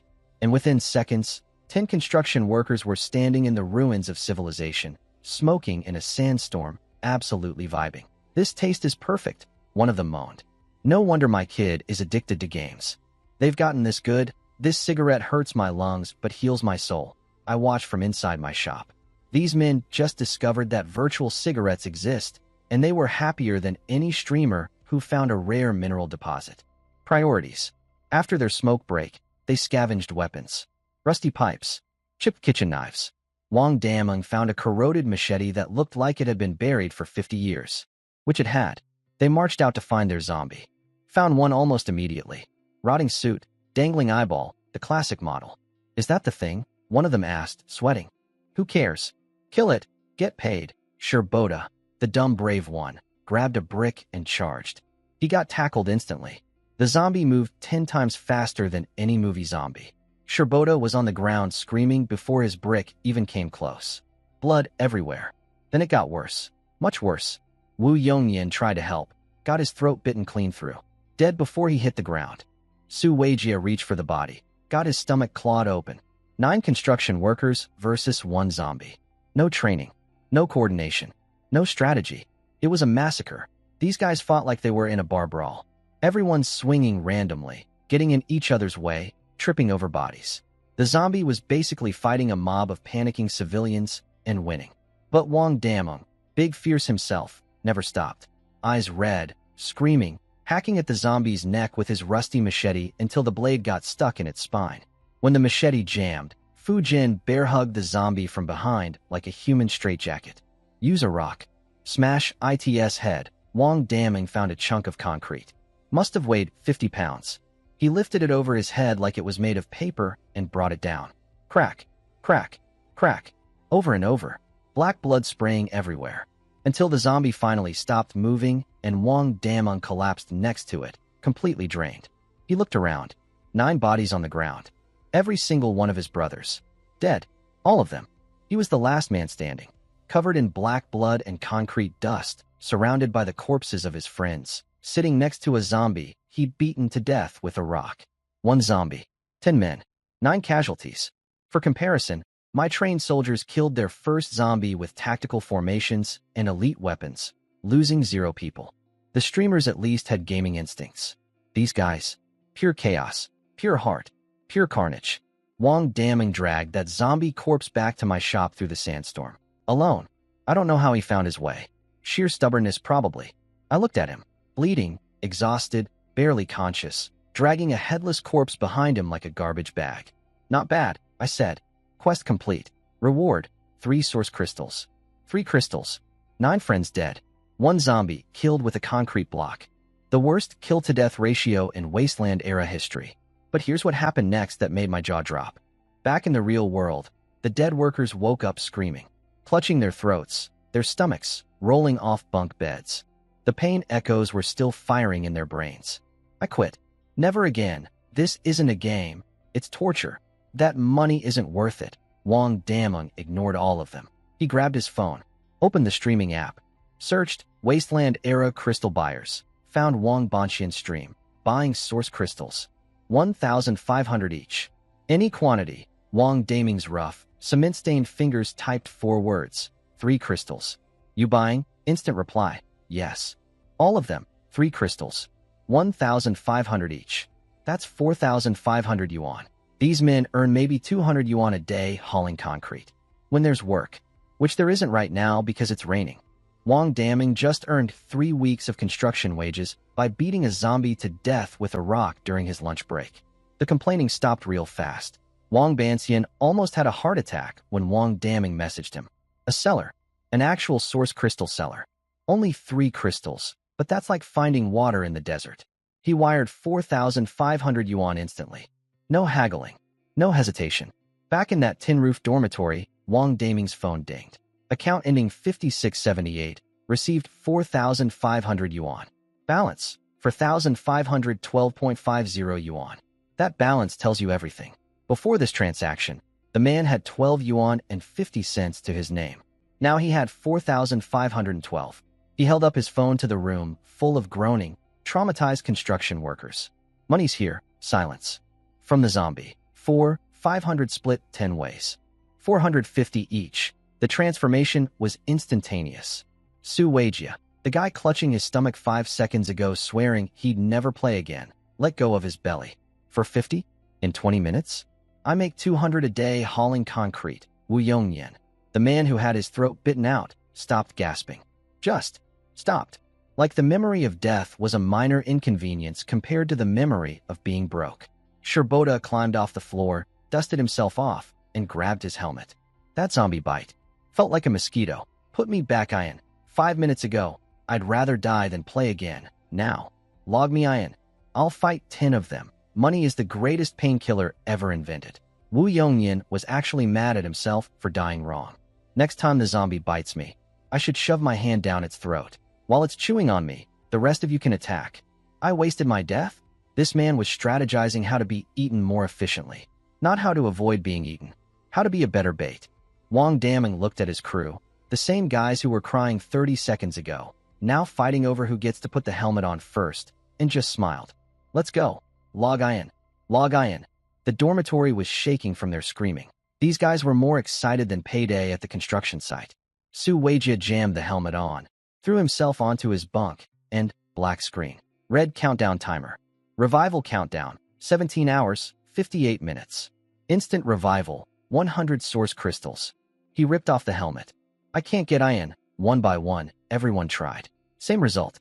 Dead means dead until 6 a.m. tomorrow. Can't we pay to respawn? Su Weijia did the math on his fingers. 1 crystal equals 1,500 yuan. 100 crystals to respawn.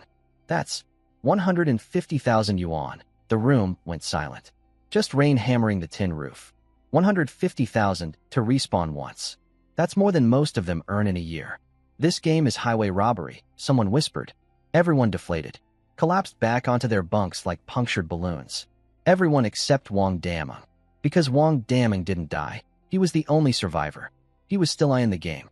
And what was he doing with this precious advantage? Running for his life. Because the sandstorm had cleared, and he'd gone exploring, and approximately 45 seconds later, he bumped into a 20-meter-long black python with metallic scales and a mouth the size of a bathtub. Black Cloud Python. Combat power, 319. Wang Daming's combat power, less than 10. He wasn't fighting this thing. He wasn't even considering fighting this thing. He was just running. Legs burning. Lungs on fire. Giant snake right behind him. Close enough that its drool was sizzling on his skin. He tripped. Because of course he tripped. On a bone sticking out of the ground. Fell face first into the dirt. Knee screaming. Snake looming over him. Mouth open. Shadow blocking the sky. Dead. Definitely dead. No question. His hand grabbed the bone that tripped him. Last desperate instinct. Use it as a weapon. Mutant beast bone damaged. Grade, C. Recycling value, 11 source crystals. 11 crystals. At market price, 16,500 yuan. Wang Daming's brain made a calculation faster than any computer. He was about to die. If he died holding this bone, he'd lose it. 16,000 yuan gone. The snake's mouth was directly above him, drool burning his face. Recycle, he screamed in his mind. Recycling complete. 11 source crystals acquired. Then the snake ate him. But the crystals were safe. In his account. Untouchable. This man's final act before death wasn't screaming, wasn't praying, wasn't fighting. It was completing a financial transaction. He looked death in the face and said, "Hold on, let me deposit this first. Construction worker priorities, secure the bag, then die." From my shop, watching this whole drama unfold, I realized something beautiful. The soldiers fight with precision. The streamers fight with ego. The construction workers fight with desperation. And desperation, it turns out, is the most powerful motivator in the world. These guys would wrestle a zombie barehanded for 450 yuan. They'd strategize being eaten alive to give their teammates an opening. They'd complete bank transfers while being swallowed by a snake. My store doesn't just sell potions and weapons. It sells hope to people who had none. And hope, my friends, is the most expensive item in any shop. Wang Daming woke up from being swallowed by a giant snake and started laughing. His crew thought he'd lost his mind. "Big Fierce, you okay? Want a candy? Did the snake break your brain?" I picked up 11 crystals right before I died. He let that sink in. At current prices, that's 16,500 yuan. The dormitory went so quiet you could hear individual raindrops. These men make 200 yuan a day, carrying cement, in the sun, breaking their backs. And Wang Daming just earned 3 months of wages by tripping over a bone and getting eaten by a snake. How? What? How? He explained. Ran into a massive python, tripped on a glowing bone, recycled it into his account 0.3 seconds before becoming snake food. Last second financial transaction. Death couldn't stop the hustle. And then something beautiful happened. These rough, broke, exhausted men did something I didn't expect. They refused to take a cut. That money is yours, Big Fierce. We didn't do anything. We helped kill the zombie, so that split was fair. But this? You earned this alone. We're not taking a single yuan. Honor among construction workers. These guys would fight zombies for pocket change, but wouldn't take money they didn't earn. I respect that more than anything I've seen in this wasteland. Don't worry, brothers, Wang Daming said. Our good days are just beginning. Everyone was buzzing, planning tomorrow's strategy, too excited to sleep, counting imaginary money, dreaming of zombie-killing fortunes. Then reality kicked the door in. Literally. Bang. The rusty iron door flew open. Rain and cold wind poured in. Standing there in a black raincoat, belly sticking out like a pregnant whale, flashlight blinding everyone. Zhang Bapi. The foreman. Zhang the skin peeler. The boss. Get up. Cement delivery. Unload the truck. Now, nobody moved. Are you deaf? Get your asses up. Don't you want to get paid? He kicked the bed frame, grabbed Su Weijia off his bunk, and threw him on the floor. Move. If you delay the project, you're paying for it. Lazy as pigs, all of you. Don't want to work? Get out, in the rain. No raincoats provided. This cheap bastard wouldn't even buy them 10 yuan rain ponchos. Any other day, they'd swallow it. They always did. Because they needed the money. Because their families needed the money. Because what choice did they have? But today? Today they had source crystals in their accounts and a game that paid better than construction. Wang Daming stood up, all 6 foot something of him, towering over the foreman like a wall of muscle and fury. Then he kicked Zhang Bapi in the back of the leg. The foreman dropped like a sack of wet cement. Wang Daming put his foot on the man's chest, pinned him to the floor, and unleashed a verbal hurricane that would have made my system crash again. You think we're your dogs? Huh. Talk to me like that again and see what happens. Didn't no one ever tell you your mouth smells like a sewer? Zhang Bapi, who'd been bullying these men for months, suddenly turned very polite. Brother, let's talk about this calmly. I was just asking nicely. And oh raincoats, and oh work. My brothers get sick in that rain, and the medicine costs more than your day rate. Su Weijia, the same guy who was in a fetal position an hour ago, grabbed a hard hat and slammed it on the ground next to Zhang's head. I quit. Find someone else to exploit, you piece of... I quit too. Same. Tell your mother to come unload the truck. 10 men. All standing. All done. Grabbing their stuff. Mainly the gaming helmets, which they guarded like newborn babies. Blankets? Left behind. Clothes? Who cares? The helmets came first. They walked out into the rain, past the sputtering foreman, heads held high.